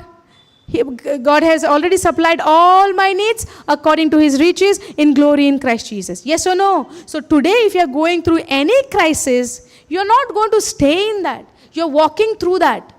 Understanding? But if you see, oh, this problem, that problem, you will stuck there only. But if you say, oh, I'm in this situation, but my focus is on you, Lord, and you're walking before me, and you're leading me into your goodness, into all the riches of yours. So you're not staying in that crisis. You're walking through it. That's what the Bible says, right? When you walk through the valley of the shadow of death. What is the valley of the shadow of death? Your crisis, your sickness, your depression, your anxiety, your worry. These are the valley of the shadow of death for us. Because where we are into worry, when we are into sickness, what we are thinking of? All the darkness, all the shadow. Yes or no? The shadow which the devil is showing you. But even though, the Bible says in Psalms 23, even though when you walk through the valley of the shadow of death, I am with you. So he says, when you walk. He never said, when you stand in the valley of the shadow of death. Does he say, you stand? No, he says, when you walk through the valley. It means, even though it looks like dark right now, today it looks like dark in your life. It looks like there is crisis in your life. It looks like you are in the sickness. It looks like your body is showing, your life is showing there is a problem in your life. Remember always when you walk. So it means when you are in that situation, you are walking through that. You are not standing there. So God says, when you walk through the valley, when you are walking through the valley of Psalms 23, when you are walking through the valley of the shadow of death, I am with you. Goodness and kindness you shall see throughout the days of your life forever. I am your shepherd, and there is no lack for you. You shall not lack. Hallelujah.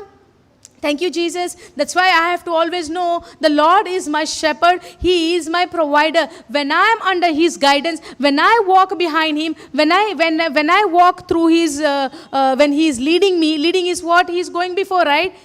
Just the way shepherd is leading the sheep, the flocks, yes or no? So when the shepherd is leading, the sheep are not walking ahead. The shepherd is walking ahead. Because if the shepherd goes ahead, the sheep goes ahead, the sheep might get lost. And you know the nature of the sheep, if they get lost, they cannot come back. They cannot come back. That's why the example of the shepherd and sheep, you know why it says? Because, and we were lost. When God doesn't guide us, when we don't walk under His guidance, when we don't consider that Jesus is walking ahead of us, and when we try to do things of our own, when we try to walk on our own path which we have set before us, we might get lost. That's why the word says, Jesus came in search of the lost sheep. And when He find it, He rejoiced. He put that sheep on His shoulder and He's walking. You know why? That sheep was lost because there was no shepherd. So now when the shepherd is come, He went and searched those sheep who were lost, which was you and me. Before Jesus, we were lost. We were without shepherd. Are you understanding? So now when Jesus came, He went and He in search of that sheep, you and me, and He found us and He put us onto His shoulder, and He came rejoicing, the Bible says. So you were lost because we were lost. Why? Because we were walking on the path which we have set before us. Yes or no? There was no shepherd for our life. Yes or no? So now when there is no shepherd for our life, we are going anywhere. We don't know. We are just going anywhere. And when we go, we don't know how to come back. That's where we say we need that Savior to save us, because we were lost. And when that Savior came 2,000 years ago, He saved us. He put us onto His shoulder and He bring us into His kingdom. And not shouting at us, hey, what you did? You did this, you did that. When we correct somebody, what we do? Oh, you are a sinner, you did this, repent. You did this, you did that. Instead of showing them the goodness of God, instead of showing them the kindness of God, instead of showing them what Jesus has done, how He shed His blood for that person, we are showing what? Showing them guilt. Yes or no? But Jesus never did that. He just went in search of that sheep. He found them. He brought them. He rejoiced. And now, after He's finding those lost sheep, now He's walking before them. There is no way for this sheep to get lost. But if you see something wonderful in the side, oh, there is more green grass, but you don't know behind that grass there is a big snake hiding behind that grass. It might look that grass wonderful for you. Now, when the shepherd is walking before you and you are walking behind the shepherd, in the side you would see nice fruits. You would see nice green grass. And you might doubt, oh, where He is leading me so way too long, let me eat this grass. And you don't know in that grass there is a snake hiding to bite you. Yes or no? It means what? When we see the things of the world, we might get drift away, not realizing there is a snake in that. There is an evil hiding over there. The evil will show you the wonderful thing. That's how the serpent showed to Eve. Oh, if you eat this, you will be like God. You will get the knowledge of good and evil. You will just be like God, not realizing that Eve, that she is already like God. But what she saw, oh, she saw the tree. Oh, good to eat. So much of time, the tree was just there. She never saw that fruit. She must have saw that fruit, but not thought of eating it because that command was there. But when the tempter came, so when you see the things of the world left and right, just the way Peter saw the storm left and right and started to drown, yes or no? So when you're walking behind your shepherd, now when you see there is a green grass behind you, we might see the things of the world which will tempt you, which will show the beauty for you, but behind that beauty there is all darkness. Are you understanding? That's why you have to keep focusing on that Jesus, on that shepherd who gave his life for you and me. No looking left, no looking side, only looking unto Jesus and walking behind him. Hallelujah. Thank you, Jesus. But constantly focusing on Jesus is not easy. That's why he say, for your advantage, I will not leave you orphan, but I will send you my Spirit who will guide you into all truth. The Spirit of truth, he will guide you into all truth. And who is the truth? John 14:6. Who is the truth? Jesus, I am the truth, I am the way, and I am life. So Jesus is the truth. And this Spirit of God, this Spirit of truth comes, he will guide you into all truth. And this truth is Jesus, who is a Savior, who is a Yeshua. Hallelujah, who is a Savior, who saved you and me. In spite of you and me, were living in the darkness, were living under the devil's slavery, under the wrongdoing, still he came, never waited for you and me to change our life and then he will give life for us. No. He said, even when we were a sinner, Jesus died on the cross for you and me. That is how the love of God is manifested. And this goodness of God, this kindness of God, this mercy of God, this Spirit of truth is leading us into that truth where it will show that what God did through his Son Jesus Christ for you and me. And when I see that, there is no way for me to go and live into sin. There is no way for me to go and follow the worldly system. There is no way for me. If I am under the guidance of the Holy Spirit, this Holy Spirit will never lead me into the destruction which is there in this world. Hallelujah.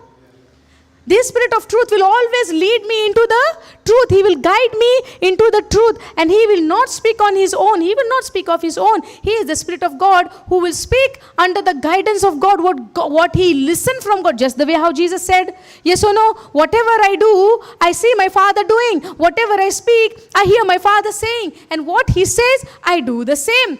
Christ was exactly the shadow, the image of God. Yes or no? Hebrews 1:3, it says, he is the exact glory, the image of God. Christ is exact image of God. Some people, they don't believe that Jesus is the Son of God or Jesus himself is God.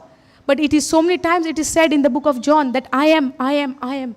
He says, I and God is same. Those who have seen me have seen the Father. And Christ is the exact image of the Father.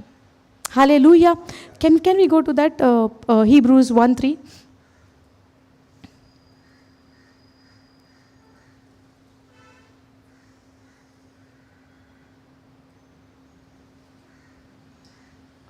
We might learn the word of God so much so, we might spend time with the word of God so much so. One thing we have to constantly remember, constantly remain focused, that our focus has to be on Jesus and Jesus and Jesus alone. There is no other thing in our life can be kept more, can be given first priority in our life. The priority has to be only the Son, Jesus Christ, who saved us. In only the works of his, what he has done on the cross for you and me. Go in AMP, please.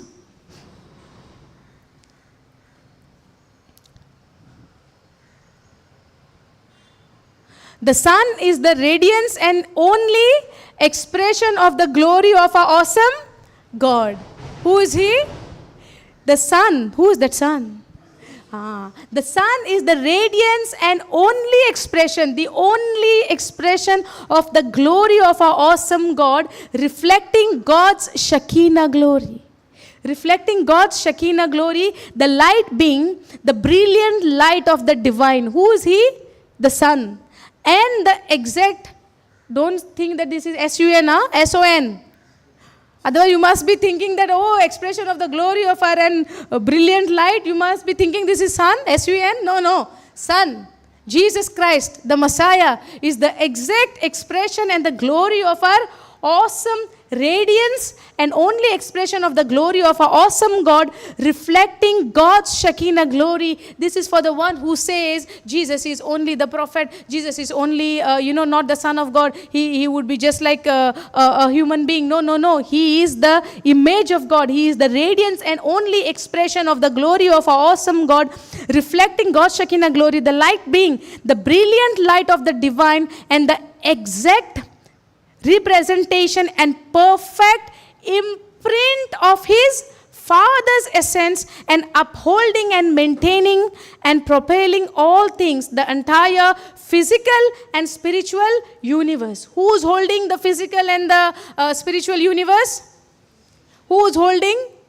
Jesus is holding, maintaining and propelling essence and upholding. He is upholding and maintaining and propelling all things, the entire physical and spiritual universe. Something else we learn over here. It means there is physical and spiritual world.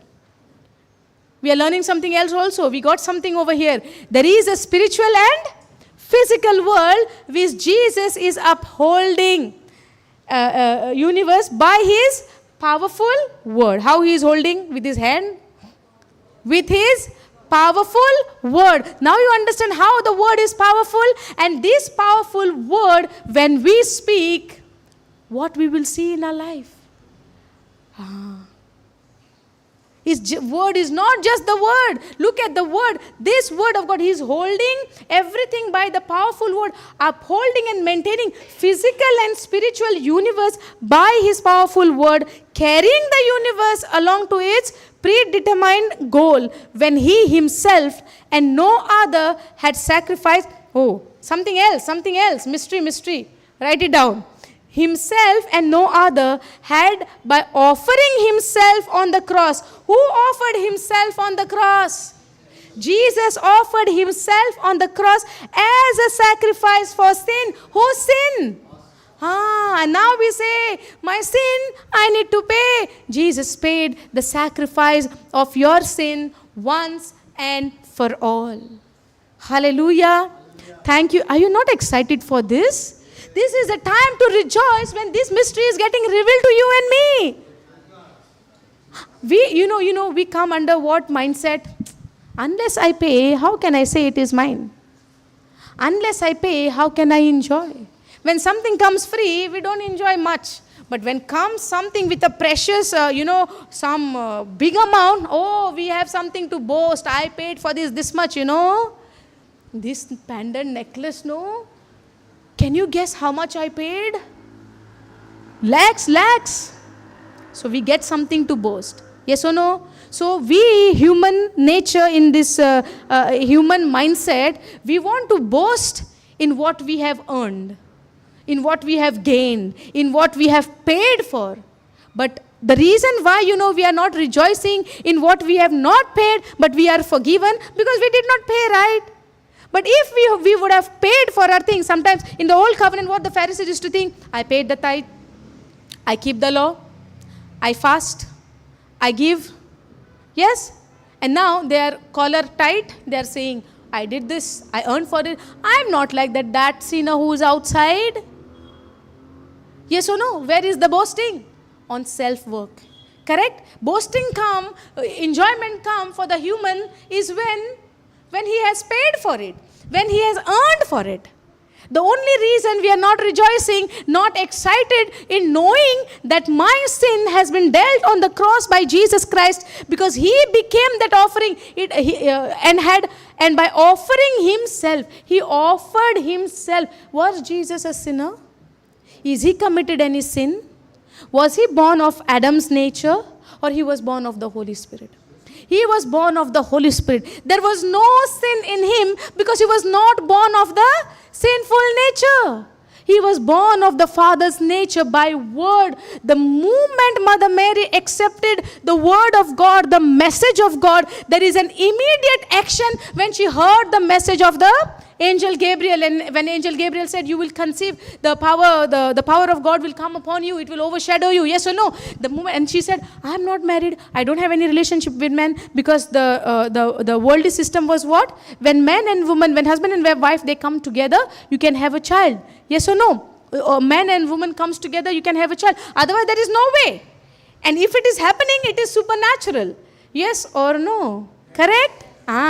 So when she heard the message of angel Gabriel, immediately she asked how that will happen. And the angel Gabriel explained her, this will happen. The power of God will come upon you. You will be filled with the Holy Spirit. And she said, oh, if this is the way that I will conceive, then okay, I don't care who will say what to me. If my God, my Father in heaven has this plan towards my life, let it be done unto me according to thy word. The moment she accepted the word of God through the mouth of angel Gabriel, immediately she got conceived.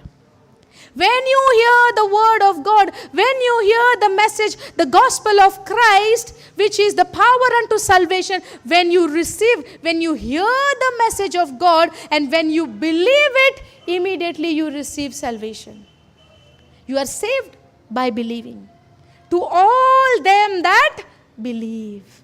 Hallelujah. So when you believe, now Jesus became, that's what I'm saying. Oh, from where to where we reach, right? I was trying to say that when the Christ became my sacrifice and I did not have to do anything, what I have to do today is only to believe in his sacrifice. Yes, we need to rejoice, we need to jump, we need to leap. You know that lame man, when he was healed, he jumped and leaping and jumping, he went into the temple to praise God, because he understood that through this apostle, through this man of God, the glory of God, the power of God is manifested, and he saw that healing and he jumped and praising. He did not went to his mother from whose womb he was lame. Yes or no? He was lame from his mother's womb, correct? The lame man outside the beautiful gate, he was lame, he could not walk, he was lame from his mother's womb. So when he started to walk, he started to jump, did he went to his mother to tell, oh, I was lame from your womb. Your womb was not a blessing for me. I was born cursed. But now you see, I can walk. He did not went to her mother first. He went to give glory to God into the temple with the disciple. He was about 40 years at that time. So mature. He could have said, right, I go home. There are so many, messages. There are so many incidents in the Bible. The 10 lepers who come to Jesus. And Jesus said, go. You are cleaned already. Go to the priest. Go to your way. He says, and when they were walking, they were healed. But only one came back. And he said, was there not 10 people were there? Yeah, but how many came back? 1. Yes or no? But this lame man, when he was healed, he gave glory to God. So when we know that we are forgiven, when we know through his sacrifice, through his payment, through his blood, through his love, through his kindness, I am saved, how much need to be I give glory to my Father? Yes or no? Praise God. You know that excitement, sometimes even I do fall. Sometimes even I feel, that disappointments come. You know that the evil one tries to bring the situation. Maybe my actions sometimes go wrong. I'm not saying that I'm 100% correct, and I don't know that, I also don't know guaranteedly that I must go always correct. No. I'm just like you. Only difference is I'm standing and preaching the word of God. I study. What I get convicted, what I learn from the word of God, where I see the power of God is really manifested through the word of God. Through that experience, I come and I share the word of God. But that does not mean I don't fall. I do fall. But when this word comes again into my ear, when I see that Jesus became the offering of my sin on the cross as a sacrifice, for whose sin? He never committed sin. For my sin, this helps me to rejoice in the Lord always. Sometimes even I jump in my room. When nobody's seeing, sometimes when he's not there, I go and I dance in my room. Why? No, looking at his glory, looking at his goodness, looking at his, looking at his word, how it manifested into my life, how I was before. I was lost. I was nothing. You also dance?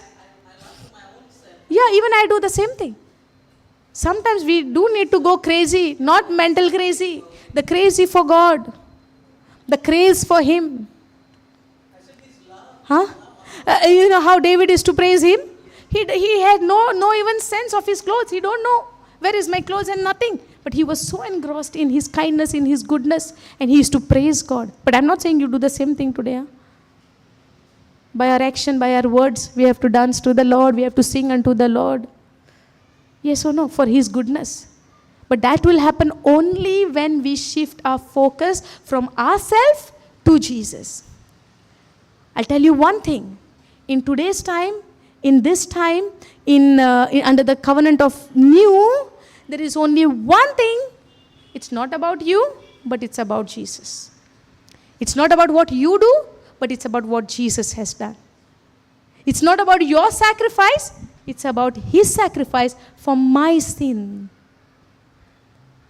for my wrongdoing, for my bad works. He paid the penalty. He is the exact picture of God. He is the exact image of God. We see, right? So when I see Jesus, it is God who died for you and me on the cross. But in a human form. But He is God, my creator. And that was His master plan where devil did not understand. Because the wisdom of God was not upon anyone at that time. Because the wisdom of God is Jesus Himself. So unless you have the wisdom of God, how will you understand the mystery which is from the Word of God? Correct, no? That's why they fail to understand. They are thinking, oh, this person creating miracles in the name of Jesus. Who gave him the authority to forgive people? Yes or no? When the paralytic man, when they laid him from the roof to the down, he said, your sins are forgiven. And they are grumbling, Pharisees and the scribe, and they are saying, who gave him authority to forgive the sin? Only God alone have the authority. Who is this man who come from the place of Nazareth? What good can come from Nazareth? Yes or no? So what they were looking, from where he came, whose son is he, where he is born. Sometimes people even judge us, right? What she will preach, what he will tell. They are looking at whom? They are looking at us outside. But they don't know who is inside of us. And greater is the one who is inside of me than the one who is in this world. But the people who judge us, they are failing to see who is inside of us. Who is doing this mighty work through us. Yes or no? Because to understand the word and to know who is inside of us, you need the wisdom of God. And that comes through the Holy Spirit. Because this is the gift of the Holy Spirit. Hallelujah. Thank you, Jesus. Praise you, Jesus. Is it helping you? Praise Jesus.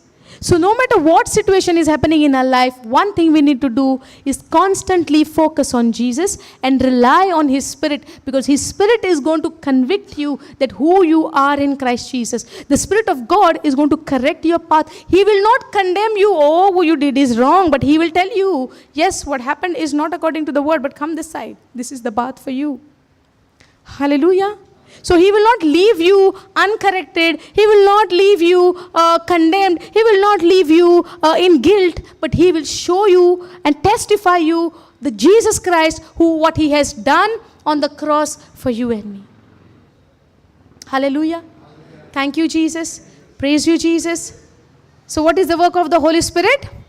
To convict the people about the sin. Sin is not the sin what we do, what we commit. The sin is the sin of unbelief, not believing in Jesus Christ. He is going to convict you to believe in Jesus Christ of that sin that you are not believing. The second thing we see, the righteousness. What righteousness? The righteousness of God in Christ Jesus. So no matter what you do, no matter what is happening in your life, He is going to come and convict you of the righteousness of God, which is in you, imputed in you, that even though you do wrong, your identity doesn't change your action. But your identity will help you to walk on the path which God has ordained for you. You might be righteous, but you might fall.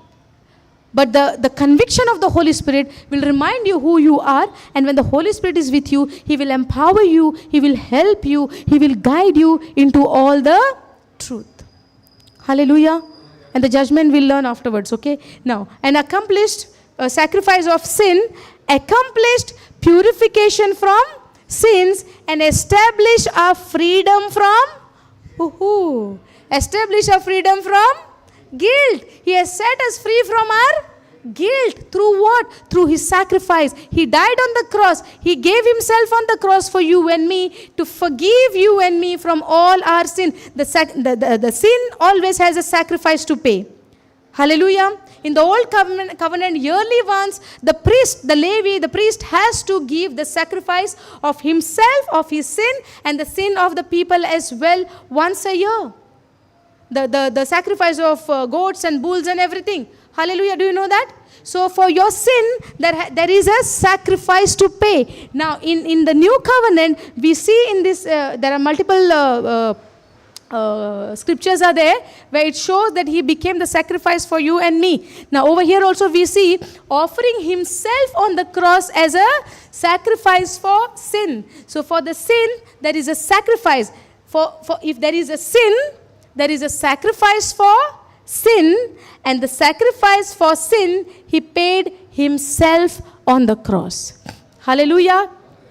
So it is not about what you do or what I do. It is not about our doings. It is about how much we believe. Because when we believe right message of God, my action will be also right. If I make mixture of what I believe, if I make mixture of little of my work, little of Jesus' work, little of my work and little of Jesus' work, that is not going to set me free. That is going to make me more confused, and that the devil takes advantage of these things. That's why more of the time you see, when you start studying the word of God with the help of the Holy Spirit, you will always get a disturbance. You will always get something or the obstacles coming in between. Why? Because the devil doesn't want you to know. You might come for the retreat for 20 years. You know, sometimes people say, I know this from 20 years. I know this from 30 years. I know the word of God. I'm coming for the retreat from 15 years.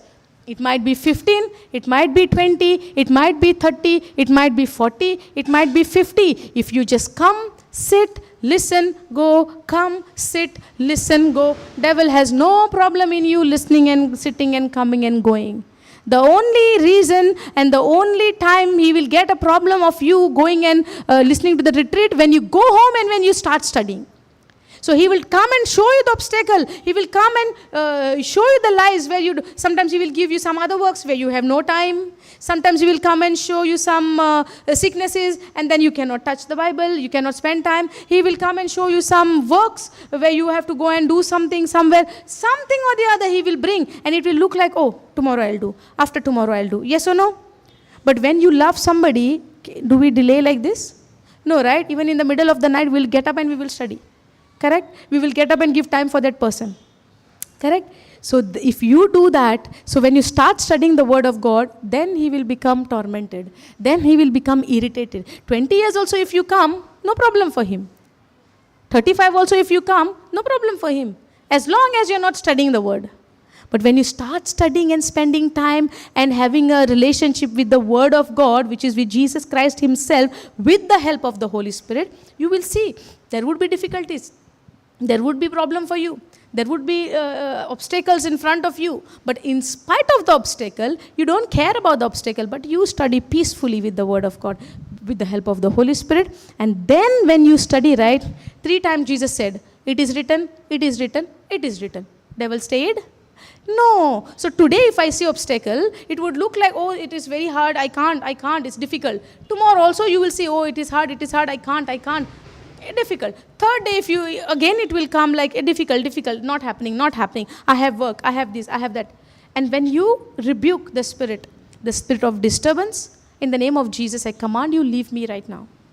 The Holy Spirit is upon me, and Spirit of God is helping me to study the word of God. Do you think the devil will stay now anymore? 3 times Jesus said, written, fled away. And if you say one time and expecting forever he will go, do you think this will happen? No. For Jesus, the Son of God, the exact image of God, he came 3 times to tempt, the tempter. For you and me, how many times? Hallelujah. Thank you, Jesus. Praise you, Jesus. Hallelujah. Shall we continue after lunch? Are you all hungry? You all are not hungry? I am hungry. Praise God. Thank you, Jesus. Yeah. Okay. Praise God. Yes. Okay, before we finish, I would like to announce our English retreat, which is starting from tomorrow in our residential center in Ponda, Usgaon, opposite to Nestle factory. Those who are watching online, if you all want to register, you all can register online. If you all want to come directly, you can come and register when you come on the arrival. So it is starting from tomorrow till Saturday, 4th November till Friday. 4th till 6th, no? Yeah, till Saturday. Yes. So it's starting from 4th, which is tomorrow, till Saturday, which is on 6th. And we are going to learn more about on the topic of faith, where 4th to 9th. 4th to 9th. Yeah. So more on faith, and because that is the foundation, where the word of God we see without faith it is impossible to please God. Correct? So we have learned so much. We have reached to different topics, but the main foundation is the faith, where we are going back to the foundation. We are going back to the main root of the word of God, and we are going to learn more on the faith, how to receive God's goodness, God's blessing, healing in our life, by believing in the word of God, and to build, grow more strongly on the word of God. So we all welcome you, the JCILM team. All of you who can come and take a part in this retreat, it would be really wonderful, and you're all welcome in Jesus' name. You can inform your friends, your colleagues, your neighbors, your family, whoever is there, because this time is a holiday time in Goa, especially for some festival. So the children are at home. So there is no excuse for mamas to say, no, children are going to school, no. So children are in holidays. So children are at home. You can come along with your children, where they will also come and accompany you in hearing the word of God, because we think sometimes children are the disturbance. Yes, even I used to think like that, and I used to never take my child anywhere. But the Lord slowly taught me that children is not a disturbance. The lie of the devil is a disturbance.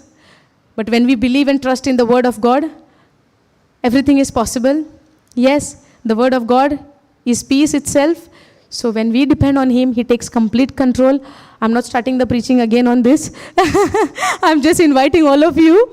So you all can come and stay, take a part in this retreat, and grow in the word of God, because this is not more on, it is more about learning the word. So whatever we learned, whatever we experienced, we are going to share our experience, and through that experience, you all will have more, you will get more encouraged to study the word of God, to spend time with the word of God.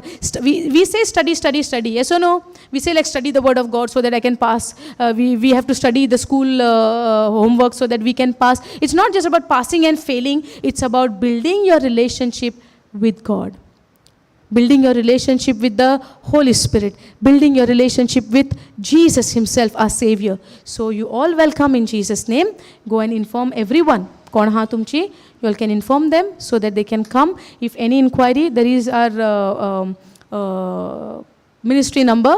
You all must be having. You all can, for further information, if you want anything to ask, you can call on that number, and you can ask if you all want to know anything. So you all can come tomorrow. Not necessary that you have to come tomorrow itself. If you want to come on 5th also, or any of the days, any of the time, you can come anytime. If you want to attend for 2 days, 1 day also possible, you can come. If you want to stay, you can stay. If you want to go up and down, as you like, you can come.